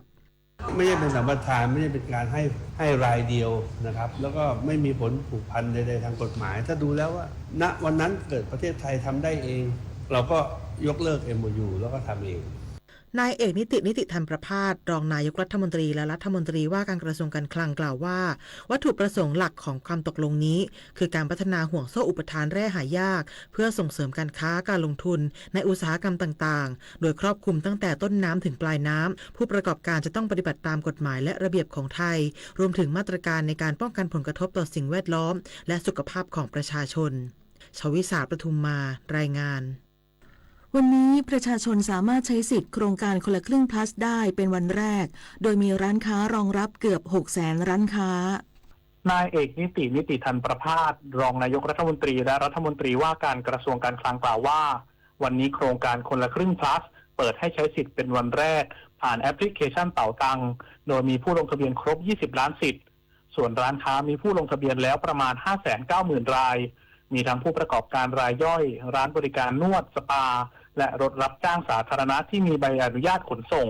20ล้านสิทธิ์ก็ครบถ้วนนะครับฝั่งร้านค้าต้องขอบคุณร้านค้าเช่นเดียวกันนะครับร้านค้าตอนนี้ตัวเลขทั้งหมดนะครับที่ลงทะเบียนแล้วนะครับประมาณ 590,000 รายก็ต้องบอกว่าคึกคักมากต้องขอบคุณร้านค้าไม่ต้องกังวลนะครับยังสามารถลงทะเบียนได้จนถึงวันที่19ธันวาคมก็เชิญชวนนะครับร้านค้าต่างๆมีสิทธิ์นะครับยังลงทะเบียนได้ถึง19ธันวานายวินิตวิเศษสุวรรณภูมิผู้อำนวยการสำนักงานเศรษฐกิจการคลังในฐานะโฆษกกระทรวงการคลังกล่าวว่าธนาคารกรุงไทยจำกัดมหาชนได้เตรียมระบบไว้พร้อมรองรับการใช้จ่ายของประชาชนแล้วโดยแนะนำให้สมัครใช้งานบริการ G-Wallet ในแอปพลิเคชันเป๋าตังและเติมเงินเข้า G-Wallet ไว้ล่วงหน้าเพื่อใช้สำหรับการสแกนจ่ายในการซื้อสินค้าทางนี้ผู้ได้รับสิทธิ์จะต้องใช้สิทธิ์ซื้อสินค้าครั้งแรกผ่านแอปพลิเคชันเป๋าตังภายในวันที่11พฤศจิกายนนี้เพื่อป้องกันการถูกตัดสิทธิ์ตามเงื่อนไขโครงการส่วนการใช้สิทธิ์ผ่านผู้ให้บริการระบบขนส่งอาหารหรือ Food Delivery Platform ใช้ได้ตั้งแต่วันที่7พฤศจิกายนนี้เป็นต้นไปซึ่งมีผู้ให้บริการจำนวน4รายได้แก่ Grab, Lineman, Shopee Food และ Robinhood ปฏิพลสถาพรหมารายงานแสนอาลัยสมเด็จพระพันปีหลวงไทยทั้งปวงหมองหม่นก่นร่ำให้พระผู้เสด็จสู่ฟ้าสวรรคาลัยแนบดวงใจตามพระบาททุกชาติภพปวงประชาน้อมสำนึกในพระมหากรุณาธิคุณเป็นล้นพ้นอันหาที่สุดมิได้ข้าพระพุทธเจ้าคณะผู้บริหารข้าราชการและเจ้าหน้าที่สถานีวิทยุกระจายเสียงแห่งประเทศไทยกรมประชาสัมพันธ์ชีวิตมนุษย์มีสุขมีทุกข์ดีใจเสียใจผ่านอุปสรรคและปัญหามากมายในแต่ละวันสงบนิ่งแล้วย้อนมองตัวเองวันนี้วันพระน้อมนำธรรมะสู่ชีวิตเตือนสติคนไทยทั้งชาติสถานีวิทยุกระจายเสียงแห่งประเทศไทย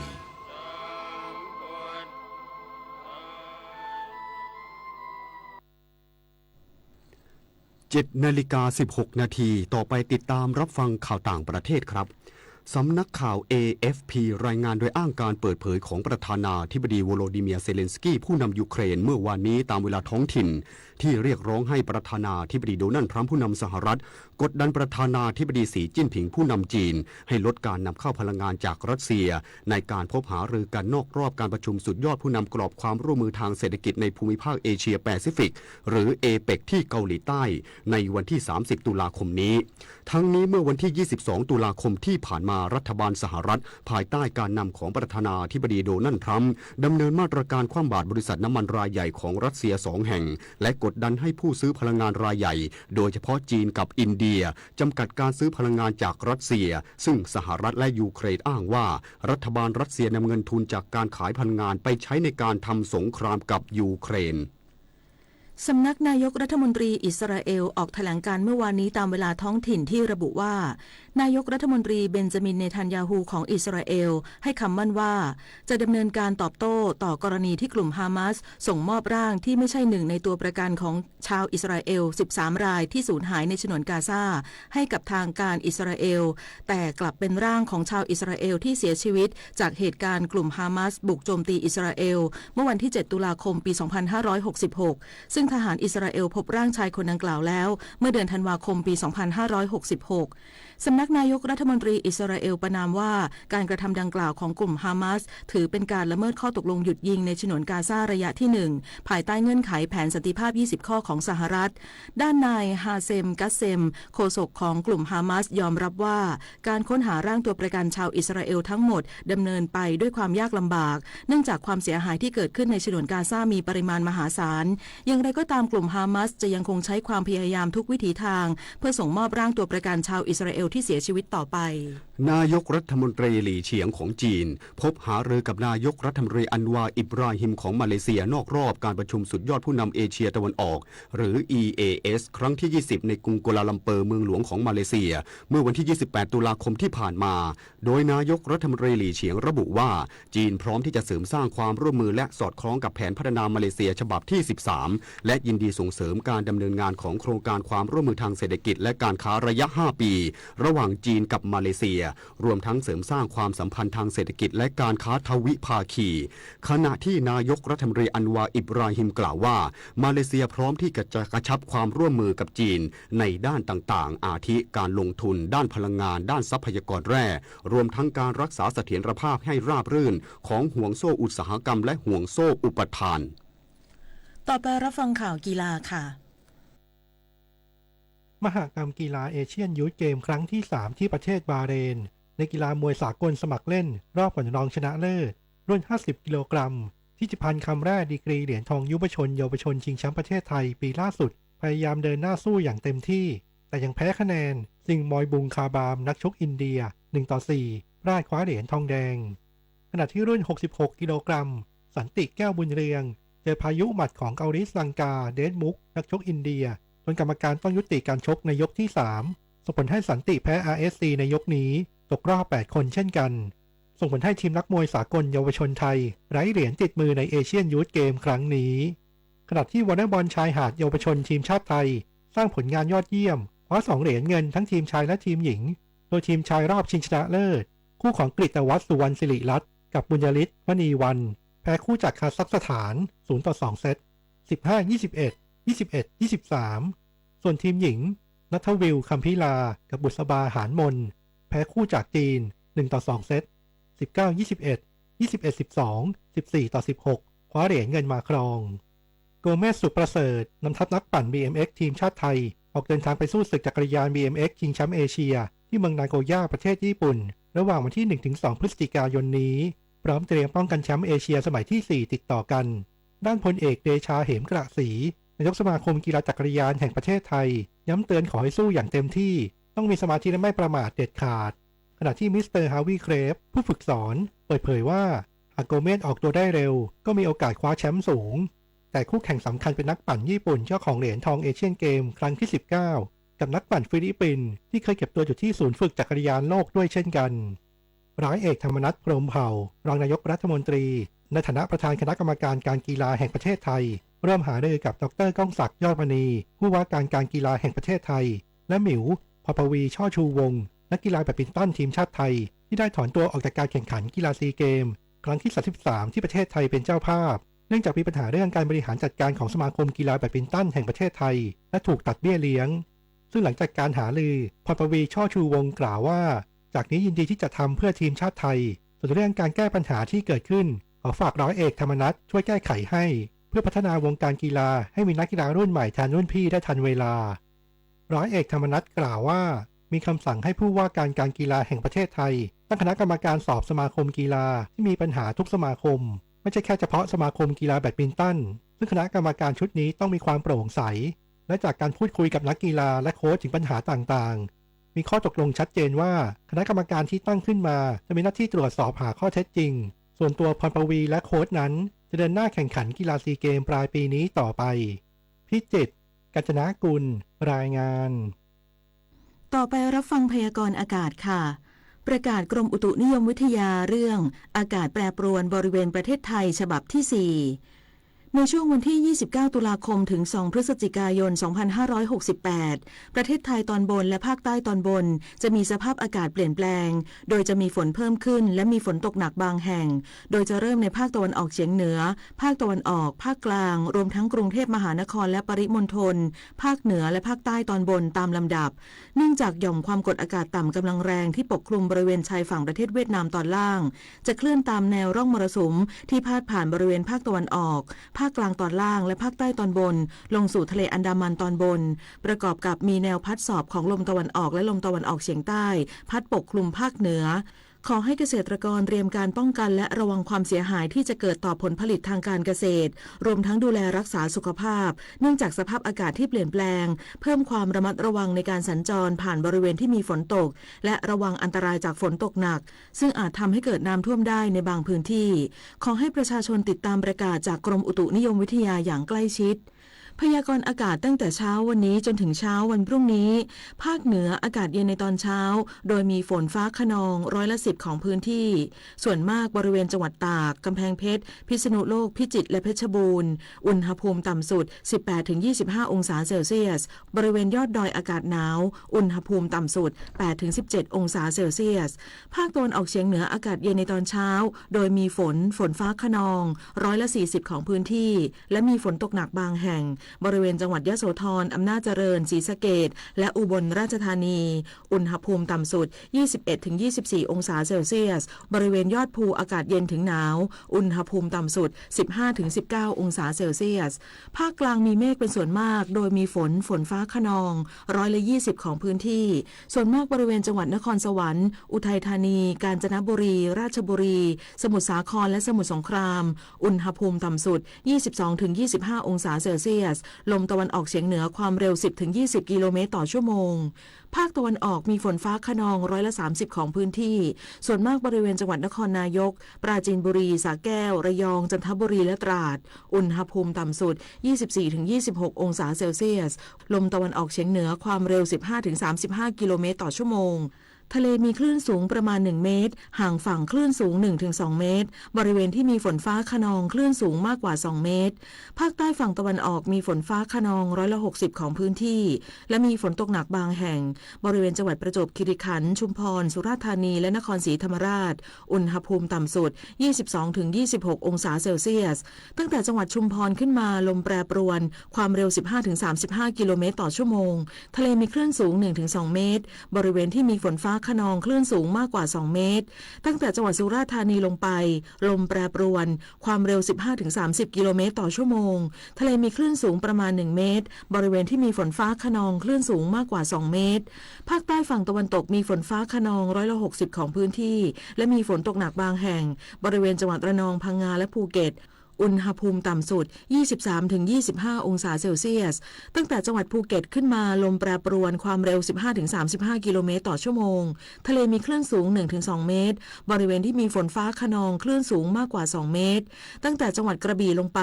ลมตะวันตกเฉียงเหนือความเร็ว 15-30 กิโลเมตรต่อชั่วโมงทะเลมีคลื่นสูงประมาณ1เมตรบริเวณที่มีฝนฟ้าคะนองคลื่นสูงมากกว่า2เมตรกรุงเทพมหานครและปริมณฑลมีเมฆเป็นส่วนมากโดยมีฝนฟ้าคะนอง10%ของพื้นที่อุณหภูมิต่ำสุด 25-27 องศาเซลเซียสสภาวะระดับน้ำในแม่น้ำเจ้าพระยาที่หน้ากองบัญชาการกองทัพเรือคำนวณโดยกรมอุทกศาสตร์กองทัพเรือ วันนี้น้ำขึ้นเต็มที่เวลา 14:01 น.สูงกว่าระดับทะเลปานกลาง1 เมตร 86 เซนติเมตรและเวลา 20:17 น.สูงกว่าระดับทะเลปานกลาง1 เมตร 41 เซนติเมตรน้ำลงเต็มที่เวลา 5:53 น.สูงกว่าระดับทะเลปานกลาง33 เซนติเมตรและเวลา 17:49 น.สูงกว่าระดับทะเลปานกลาง1 เมตร 61 เซนติเมตรวันนี้ที่ประภาคารกาญจนาภิเษกแหลมพรหมเทพจังหวัดภูเก็ตดวงอาทิตย์ตกเวลา 18:06 น.กรุงเทพมหานครดวงอาทิตย์ตกเวลา 17:51 น.1 นาทีกับกปท.ปัจจุบันมีผู้ขับขี่จำนวนไม่น้อยที่ใช้ GPS ในการนำทางเพื่อให้ไปถึงจุดหมายปลายทางได้อย่างถูกต้องซึ่งก็มีประโยชน์มากมายแต่ขณะเดียวกันก็อาจทำให้เกิดอันตรายได้เช่นเดียวกันหากใช้อย่างไม่ระมัดระวังเพราะการจดจ่อตรงหน้า GPS เพื่อกดหาจุดหมายปลายทางในขณะขับรถโดยต้องละสายตาออกจากเส้นทางอาจทำให้เกิดการตัดสินใจที่ผิดพลาดขาดสมาธิและทำให้เกิดอุบัติเหตุได้เพราะการละสายตาออกจากเส้นทางแม้เพียงเสี้ยววินาทีเดียวก็มีโอกาสเสี่ยงได้เช่นเดียวกันดังนั้นหากจำเป็นต้องค้นหา GPS ควรจอดรถก่อนหรือให้ผู้ที่นั่งข้างๆช่วยตรวจดูเส้นทางจะปลอดภัยกว่าการใช้เทคโนโลยีที่ทันสมัยและถูกต้องจะนำมาเพื่อความสะดวกและปลอดภัยแต่การใช้งานบางอย่างที่ไม่เหมาะสมนั้นอาจก่อให้เกิดอันตรายต่อผู้ใช้รถใช้ถนนร่วมกันด้วยค่ะ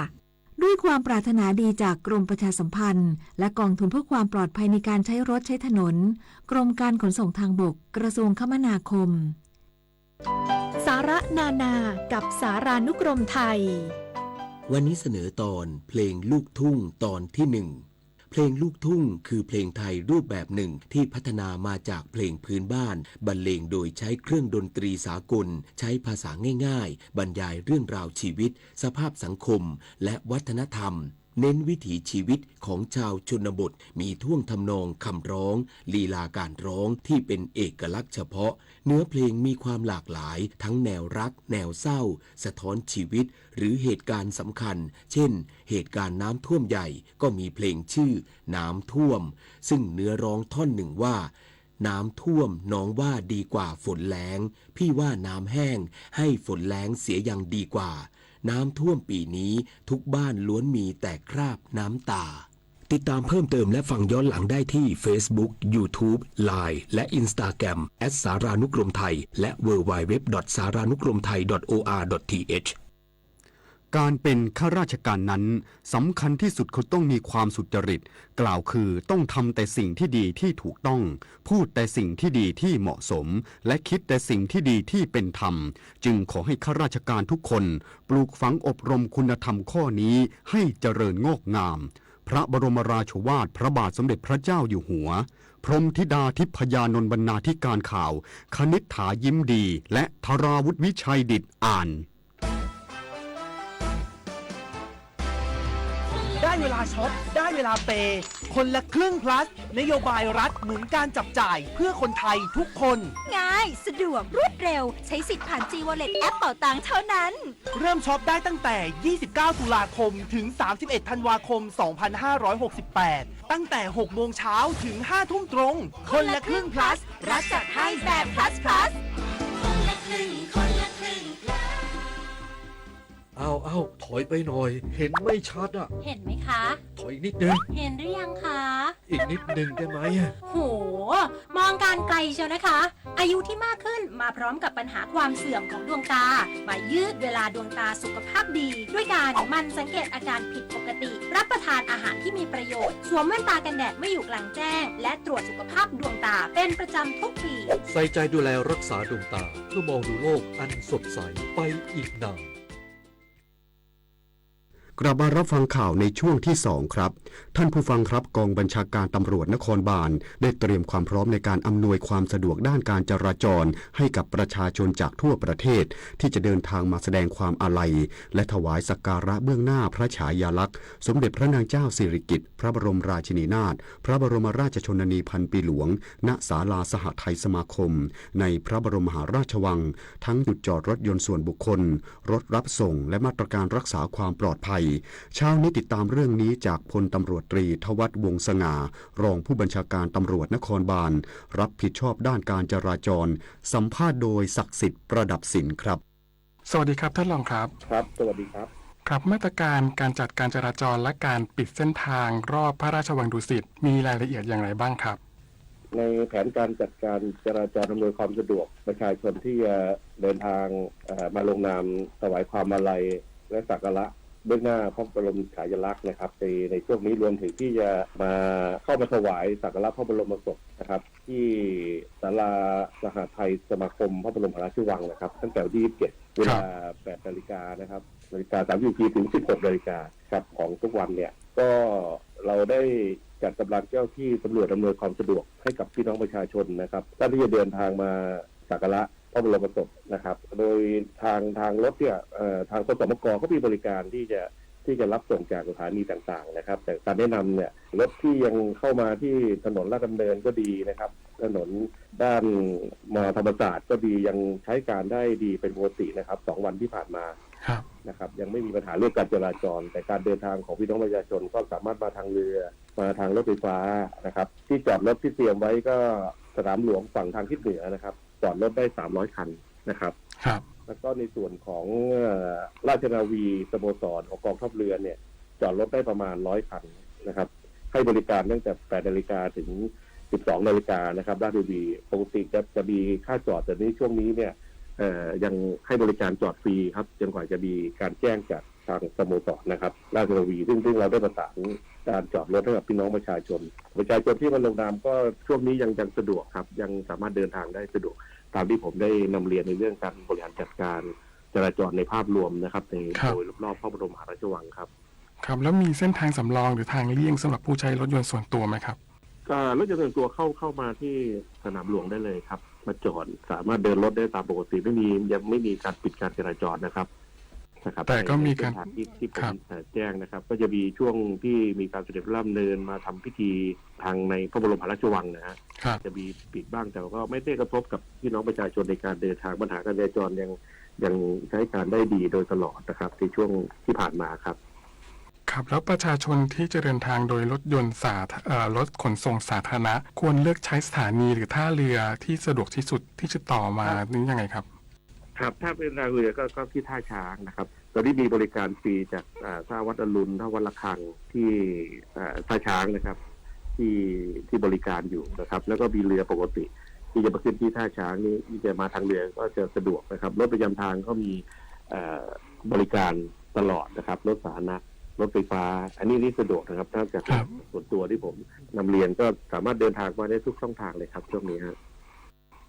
อย่างจุดจอดรถแต่ละจุดนี้จะมีรถชัตเทิลบัสที่จะมารับส่งใช่ไหมครับมีที่จอดรถส่วนบุคคลที่สนามหลวงนะครับที่มีจัดจุดที่ให้จอดได้ที่ฝั่งที่เหนือ300 คันหมุนเวียนต่อวันนะครับแล้วก็ที่ราชนาวีสโมสรที่ผมเรียนสักครู่เป็นที่จอดรถของพี่น้องประชาชนที่จะมาร่วมสักการะครับ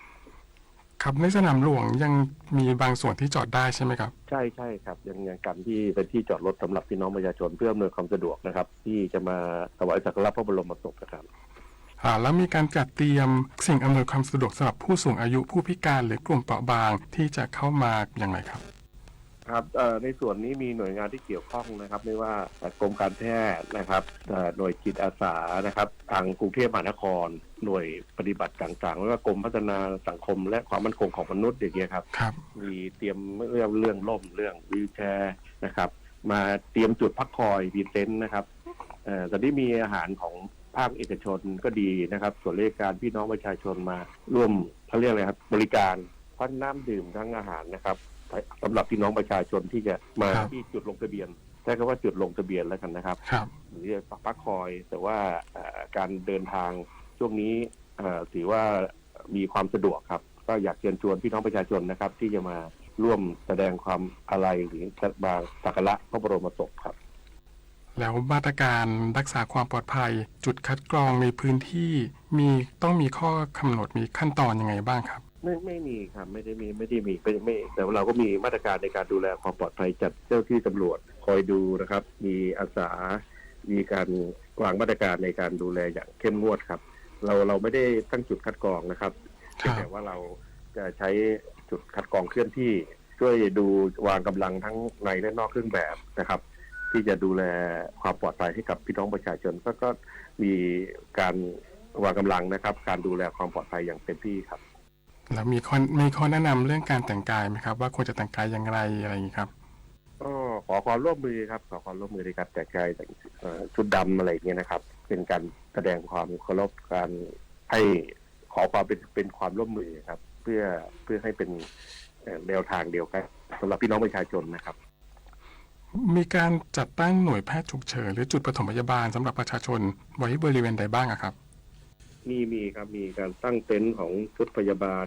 การที่พี่น้องประชาชนเข้ามาก็การแต่งกายก็คือหมายถึงว่าเราขอเป็นชุดสุภาพไว้ทุกสีดำคอปกลดกางเกงยีนนะครับกางเกงขาสั้นเสื้อแขนกุดอะไรเงี้ยสุภาพสตรีก็ควรจะสวมกระโปรงผ้าถุงคลุมเข่าสีดำเพื่อ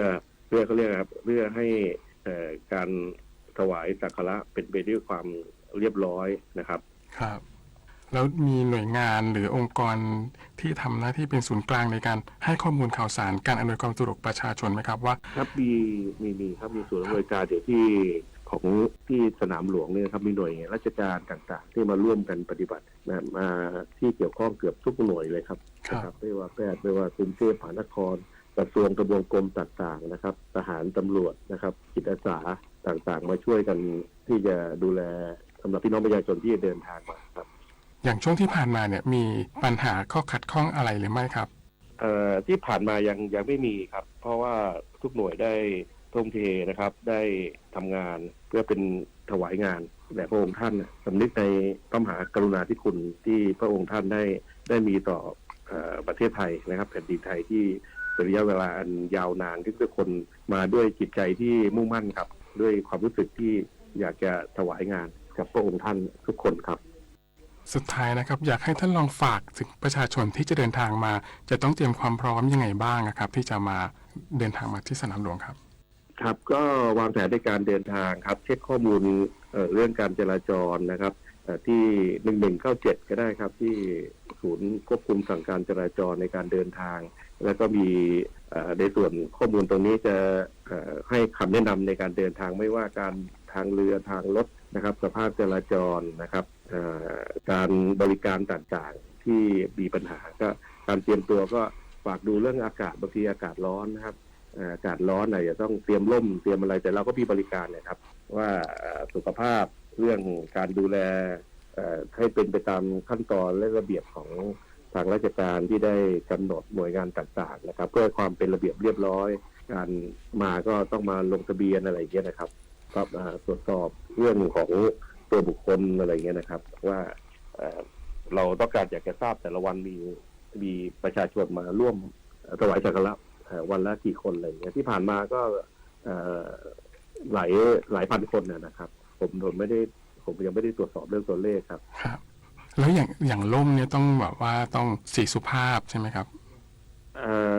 ก็ไม่ได้บังคับขนาดนั้นนะครับเราก็สามารถที่จะเผื่อบางประชาชนบางคนก็ไม่มีอะไรเงี้ยนะครับแต่ว่าก็ด้วยความเหมาะสมเราก็ดีถ้ามีร่มสีดำมันก็จะกลมกลืนผมใช้คำว่ากลมกลืนเหมาะสมแล้วกันใช้คำว่าเหมาะสมถ้ามีเลือดได้แต่ถ้าไม่มีเราก็มาบริการได้สามารถที่จะกันแดดคนแก่อย่างนี้ฮะคนที่มีปัญหาเรื่องสุขภาพแต่ก็ยังมีจิตใจนะครับที่จะมาหรือว่าอยากจะมาด้วยความสำนึกในพระมหากรุณาธิคุณอะไรก็แล้วแต่เราก็จะให้คำแนะนำนะครับไม่ได้ถือขนาดที่จะต้องไปอะไรขนาดนั้นนะครับเพียงแต่ว่าเราแนะนำใช้คำว่าให้มันเหมาะสมกับสถานการณ์ที่มันเกิดขึ้นมากกว่านะครับครับท่านรองครับแล้วถ้าเกิดว่าจะมารถไฟฟ้า BTS หรือ MRT เนี่ยจะต้องไปลงที่สถานีไหนครับแล้วก็จะมีรถชัตเทิลบัสรับส่งไหมครับ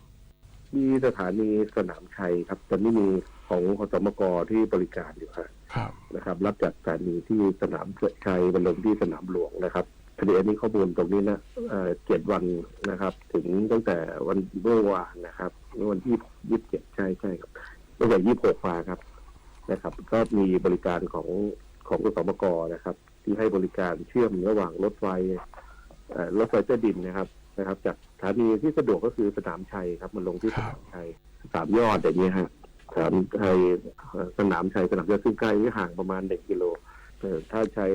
การเดินเท้านะครับก็สะดวกครับถือว่าสะดวกถ้าทางรถไฟนะครับ ครับวันนี้ต้องขอบคุณพลตำรวจตรีธวัฒน์วงศ์สง่ารองผู้บัญชาการตำรวจนครบาลรับผิดชอบเรื่องการจราจรเป็นอย่างสูงนะครับที่มาให้ข้อมูลในวันนี้สวัสดีครับครับขอบคุณมากครับขอบคุณครับคือความยินดีครับครับ เบาหวานความดันหัวใจอัลไซเมอร์สมองและข้อเสื่อมไม่ต้องรอให้สูงวัยอย่ารอให้โรคมาครบภัยเงียบที่คุณป้องกันได้ด้วยการเลือกรับประทานอาหารที่มีประโยชน์และหลากหลายหลีกเลี่ยงอาหารรสหวานจัดเค็มจัดงดเครื่องดื่มแอลกอฮอล์และออกกำลังกายอย่างสม่ำเสมอรวมถึงดูแลสุขภาพใจให้เบิกบานและสดใสเริ่มดูแลตัวเองตั้งแต่วันนี้เพื่อเตรียมความพร้อมเข้าสู่สังคมสูงวัยอย่างมีคุณภาพกันนะครับมูลนิธิส่งเสริมศิลปาชีพในสมเด็จพระนางเจ้าสิริกิติ์พระบรมราชินีนาถพระบรมราชชนนีพันปีหลวงเตรียมเปิดรอบการแสดงโขนเรื่องรามเกียรติ์ตอนสัตยาภาลีนับเป็นการหลอมรวมดวงใจชาวโขนศิลปาชีพและงานช่างฝีมือทุกแขนงเพื่อเทิดพระเกียรติแม่แห่งแผ่นดินติดตามได้จากช่วงเคาะข่าวเล่าประเด็นค่ะ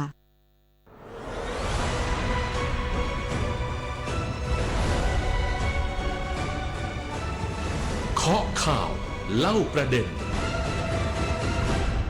การจัดแสดงโขนมูลนิธิส่งเสริมศิลปาชีพในสมเด็จพระนางเจ้าสิริกิติ์พระบรมราชินีนาถพระบรมราชชนนีพันปีหลวงที่มีกำหนดจัดแสดงระหว่างวันที่ 6 พฤศจิกายนถึง 8 ธันวาคมนี้จะเต็มเปี่ยมไปด้วยพลังแห่งความจงรักภักดีชาวโขนพร้อมด้วยช่างศิลปกรรมทุกแขนงของสูตรศิลปาชีพตลอดจนผู้ที่มีความเกี่ยวข้องหลอมรวมหัวใจร่วมกันจัดแสดงน้อมรำลึกถึงพระมหากรุณาธิคุณสมเด็จพระนางเจ้าสิริกิติ์พระบรมราชินีนาถพระบรมราชชนนีพันปีหลวงแม่แห่งแผ่นดินที่รักยิ่งอย่างสุดความสามารถเพื่อให้ทั่วโลกได้เห็นถึงความวิจิตรงดงามอันเป็นเอกลักษณ์ของชาติไทยที่สมเด็จพระนางเจ้าสิริกิติ์พระบรมราชินีนาถพระบรมราชชนนีพันปีหลวงมีพระราชสวนีในการอนุรักษ์และฟื้นฟูในวันที่โขนไทยกำลังซบเซาจนถึงบัดนี้การแสดงโขนของไทยเป็นที่ประจักษ์ต่อสายตาชาวโลกแล้วในฐานะมรดกวัฒนธรรมที่จับต้องไม่ได้ของมนุษยชาติจากยูเนสโกในวันที่สำนักพระราชวังออกประกาศสวรรคตเสมือนทุกอย่างหยุดนิ่งลงมีแต่ความเสียใจเกินกว่าที่ทุกคนจะบรรยายแต่ด้วยพระมหากรุณาธิคุณอันยิ่งใหญ่ของพระบาทสมเด็จพระเจ้าอยู่หัวทรงพระกรุณาโปรดเกล้าโปรดกระหม่อมให้มูลนิธิส่งเสริมศิลปาชีพได้จัดการแสดงตามปกติทั้งยังมีพระราชประสงค์ที่จะเสด็จพระราชดำเนินไปทอดพระเนตรการแสดงเปิดรอบปฐมฤกษ์ในวันที่ 2 พฤศจิกายนเพื่อเป็นกำลังใจแก่ชาวโขนศิลปาชีพได้สืบสานพระราชปณิธานของสมเด็จพระพันปีหลวงให้คงอยู่คู่แผ่นดินต่อไป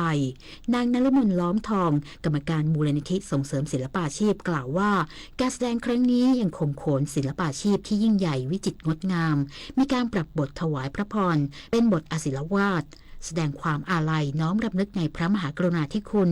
ขณะนี้มีความพร้อมมากกว่า90%โดยทุกคนจะทุ่มเททำให้การแสดงโขนเป็นโขนที่ดีที่สุดเพื่อเทิดพระเกียรติอย่างสุดความสามารถก็เป็นข่าวดีว่าท่านราชเลขากราบบังคมทูลทั้งสมเด็จพระกนิษฐาแล้วก็พระบาทสมเด็จพระเจ้าอยู่หัวทั้งสองพระองค์ก็บอกว่าโขนเนี่ยยังต้องทำต่อไปทำให้เด็กกำลังฝันกำลังใจกลับมานะคะเราได้ยินน้องพูดกันบอกว่าครั้งนี้จะเป็นครั้งที่เขาจะใส่ให้หมดแรงเขามีพลังก็หวังว่าโขนชุดนี้รอดูเถอะค่ะจะเป็นโขนชุดที่ดีที่สุดที่จะทำถวายเลยสำหรับการแสดงโขนมูลนิธิส่งเสริมศิลปาชีพปีนี้จะแสดงเรื่องรามเกียรติ์ตอนสัตยาภาลีเนื้อเรื่องแสดงถึงความกตัญญูสามัคคีและซื่อสัตย์จะแสดงระหว่างวันที่ 6 พฤศจิกายนถึง 8 ธันวาคมนี้ณ ศูนย์วัฒนธรรมแห่งประเทศไทยจึงขอเชิญชวนประชาชนทุกกลุ่มวัยเข้าชมโขนพระราชทานของสมเด็จพระพันปีหลวงเพื่อเทิดพระเกียรติและสืบสานพระราชปณิธานให้การแสดงโขนของไทยอยู่คู่แผ่นดินสืบไปมาริชโยรายงานนายกรัฐมนตรีเดินทางไปร่วมการประชุมผู้นำเขตเศรษฐกิจเอเปกครั้งที่ 32และการประชุมที่เกี่ยวข้องที่สาธารณรัฐเกาหลีโดยไทยพร้อมปรับตัวให้เข้ากับเศรษฐกิจยุคใหม่ของโลกรองรับการลงทุนจากต่างประเทศและสานต่อความร่วมมือรอบด้านติดตามจากรายงานพิเศษค่ะ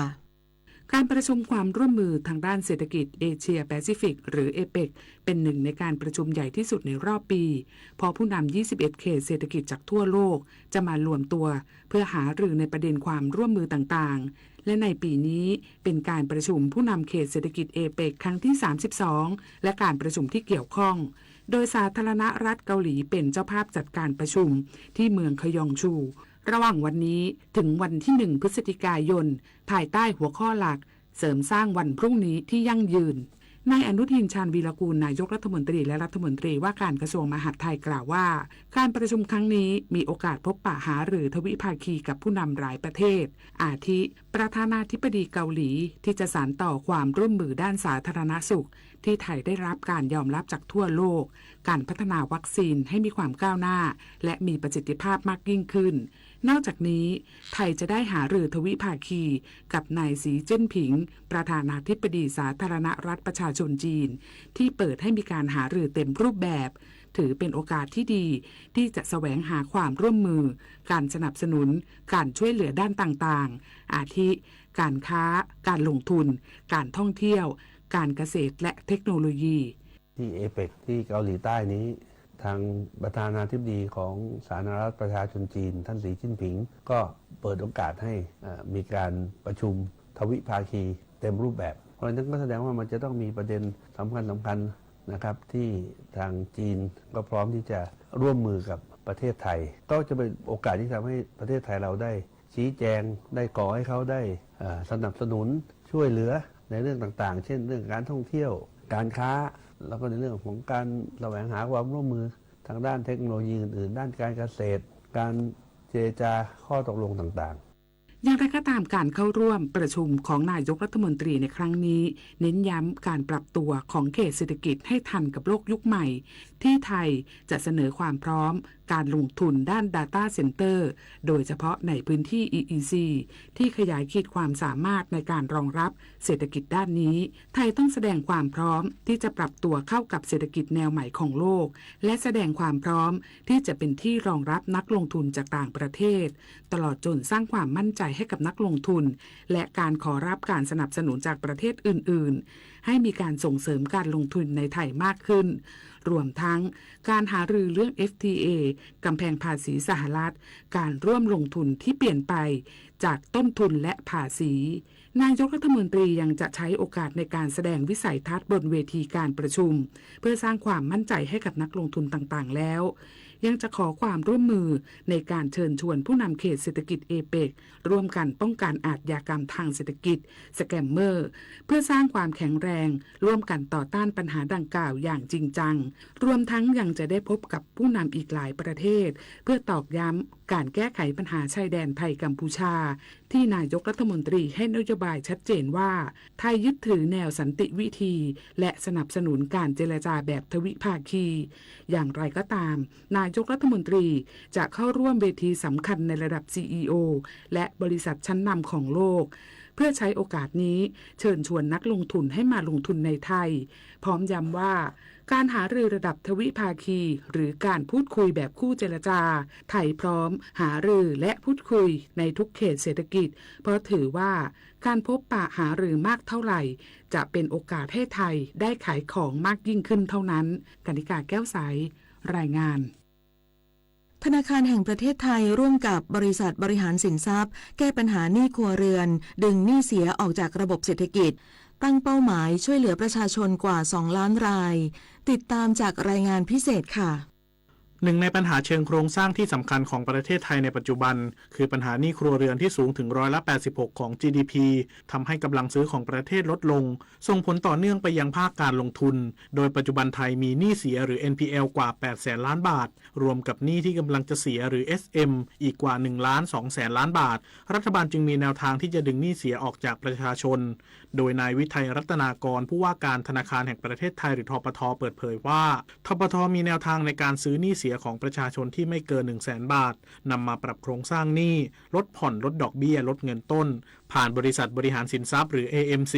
ตั้งเป้าดึง NPL จากประชาชนได้ถึง 2 ล้านรายซึ่งเรื่องนี้อยู่ในระหว่างการเจรจากับกระทรวงการคลังและสมาคมธนาคารไทยคาดว่าจะได้ข้อสรุปภายใน 1-2 สัปดาห์นี้นอกจากนี้ธนาคารแห่งประเทศไทยต้องการผลักดันให้ธุรกิจ AMC เกิดการขยายตัวมากขึ้นโดยเตรียมแก้ไขประกาศเกี่ยวกับการจัดตั้งบริษัทร่วมทุนของบริษัทบริหารสินทรัพย์หรือ JVAMC เพื่อให้สถาบันการเงินสามารถร่วมลงทุนจัดตั้ง JVAMC กับ AMC ที่มีอยู่กว่า 90 แห่งได้จะเป็นการช่วยดูดซับ NPL มากขึ้นกระตุ้นให้เกิดการทำธุรกิจ AMC อีกทั้งยังมีแนวคิดในการนำ AMC เข้าสู่ระบบเครดิตบูโรเพื่อเชื่อมโยงฐานข้อมูลให้มีความชัดเจนมากขึ้นและเมื่อลูกหนี้ได้รับการแก้ไขหนี้สำเร็จจะสามารถกลับเข้าสู่ระบบเศรษฐกิจและเป็นกำลังในการขับเคลื่อนเศรษฐกิจได้ต่อไปในภาพรวมของเศรษฐกิจนะครับเราอยู่ในจุดที่เราอยากให้ AMC นะครับขยายบทบาทในการช่วยลูกหนี้ให้สามารถกลับมาแก้ปัญหาหนี้สินแล้วก็กลับมา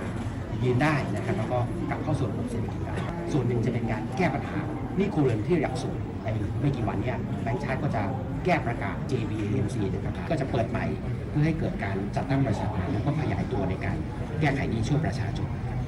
ด้านนายรักวรกิจโภคาธรประธานบริหารสินทรัพย์กรุงเทพพาณิชย์จำกัดมหาชนหรือแบมกล่าวว่าภาครัฐบาลได้ใช้กลไกเดิมที่ประสบความสำเร็จอยู่แล้วอย่าง AMC ในการแก้ไขประกาศจัดตั้ง JVAMC จะช่วยให้เกิดการจับคู่ระหว่างสถาบันการเงินและ AMC ทำให้สามารถแก้ไขปัญหาหนี้เป็นรายประเภทได้อย่างมีประสิทธิภาพมากขึ้นนอกจากนี้ภาคเอกชนเองก็ควรมีการทำงานแบบร่วมมือกันเช่นการจัดตั้งสมาคม AMC เพื่อสร้างระบบนิเวศเปิดโอกาสให้ AMC รายเล็กได้มีโอกาสร่วมทำธุรกิจและซื้อหนี้ NPL ต่อจากรายใหญ่ได้อีกด้วยเพราะฉะนั้นด้วยเวลาที่สั้นถ้าใช้กลไกเดิมเนี่ยที่มีอยู่แล้วมันก็พิสูจมา20 กว่าปีแล้วว่ามันเป็นเครื่องยนต์ที่ประสบความสำเร็จมันก็มีเครื่องยนต์อื่นที่กำลังจะทำก็คือการที่สร้าง JVAMC ที่มีความพร้อมเขาก็สามารถที่จะเข้าไปจับคู่กับสถาบันการเงินที่มีจริตตรงกันกับวิธีการปรับโครงสร้างหนี้ของเขาได้เพราะฉะนั้นอันนี้ผมคิดว่ามันน่าจะเป็น Big Quick แล้วก็ Win ครับมาตรการชุดนี้ของธนาคารแห่งประเทศไทยถือเป็นความพยายามแก้ปัญหาหนี้ครัวเรือนอย่างตรงจุดโดยใช้กลไกของบริษัทบริหารสินทรัพย์เป็นเครื่องมือหลักไม่เพียงแต่ช่วยฟื้นฟูความสามารถในการชำระหนี้ให้แก่ประชาชนเท่านั้นแต่ยังเป็นการเพิ่มกำลังซื้อกลับเข้าสู่ระบบเศรษฐกิจอย่างมีนัยสำคัญเป็นกุญแจสำคัญในการลดความเปราะบางทางเศรษฐกิจของประเทศในระยะยาวปฏิพล สัทธพรหมมารายงานพายุรุนแรงคลื่นความร้อนน้ำท่วมฉับพลันสภาพอากาศสุดขั้วกำลังทวีความรุนแรงขึ้นอย่าชะล่าใจกับภัยธรรมชาติที่คาดเดาไม่ได้แต่เราสามารถช่วยกันชะลอสภาพอากาศสุดขั้วด้วยการลดการใช้พลังงานหันมาใช้ขนส่งสาธารณะและพลังงานสะอาดทิ้งเศษอาหารให้น้อยที่สุด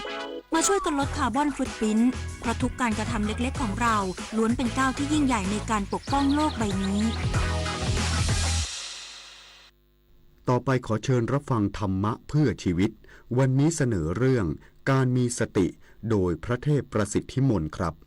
เรามีกรรมเป็นเผ่าพันธุ์เรามีกรรมเป็นข้อกำหนดเรามีกรรมเหตุจะต้องลิขิตเป็นไปตามกรรมที่เรากระทำนั้นผู้ที่ไม่ประมาทในชีวิตนั้นต้องมีสติความลึกได้สัมปชัญญะความรู้ตัวสติความลึกได้สัมปชัญญะคือความรู้ตัวว่าก่อนที่จะคิดก่อนที่จะทำก่อนที่จะพูดนั้นสิ่งนั้นเป็นไปเพื่อประโยชน์ตนและประโยชน์ส่วนรวมไหมเป็นทุกข์เป็นโทษไหมถ้าเป็นทุกข์เป็นโทษเราก็ไม่ทำเราก็ไม่พูดเราก็ไม่คิดสิ่งใดเป็นไปแล้วให้ก่อสุขแก่ตนเองให้เป็นไป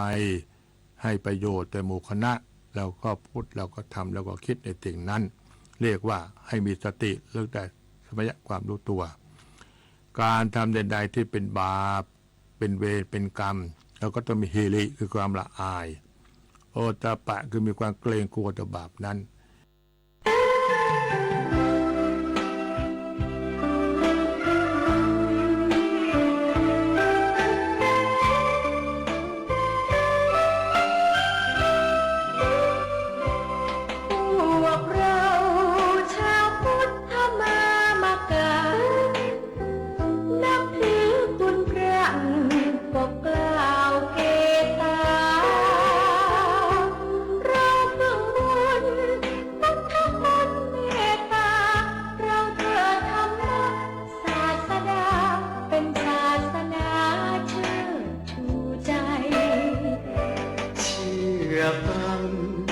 ำสอนพระสงฆ์องค์เจ้า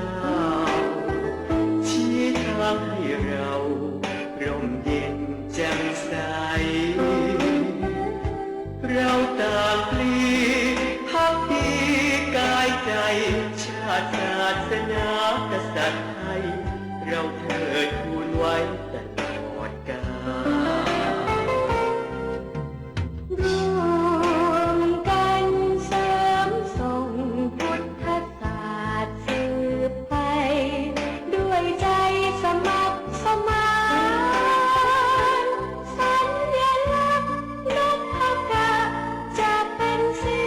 วิญญาณเบิกบานเพราะแสงธรรมส่องทั่วโลกาพวกเราชาวพุทธมามกะขอเชิญคุณพระปกปักรักษาเป็นร่มโพคุ้มครองชีวาโดยจิตกุศลเมตตาเป็นสุขหันษาทั่วเถิด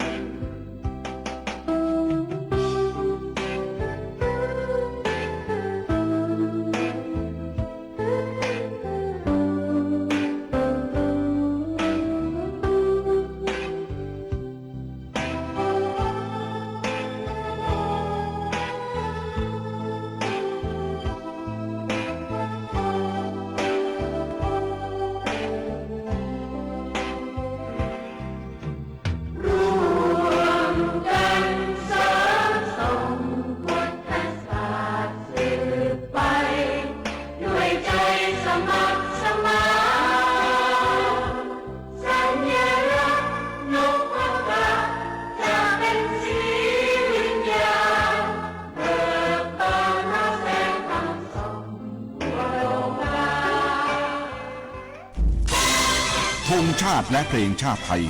เป็นสัญลักษณ์ของความเป็นไทยเราจงร่วมใจยืนตรงเคารพธงชาติด้วยความภาคภูมิใจในเอกราชและความเสียสละของบรรพบุรุษไทย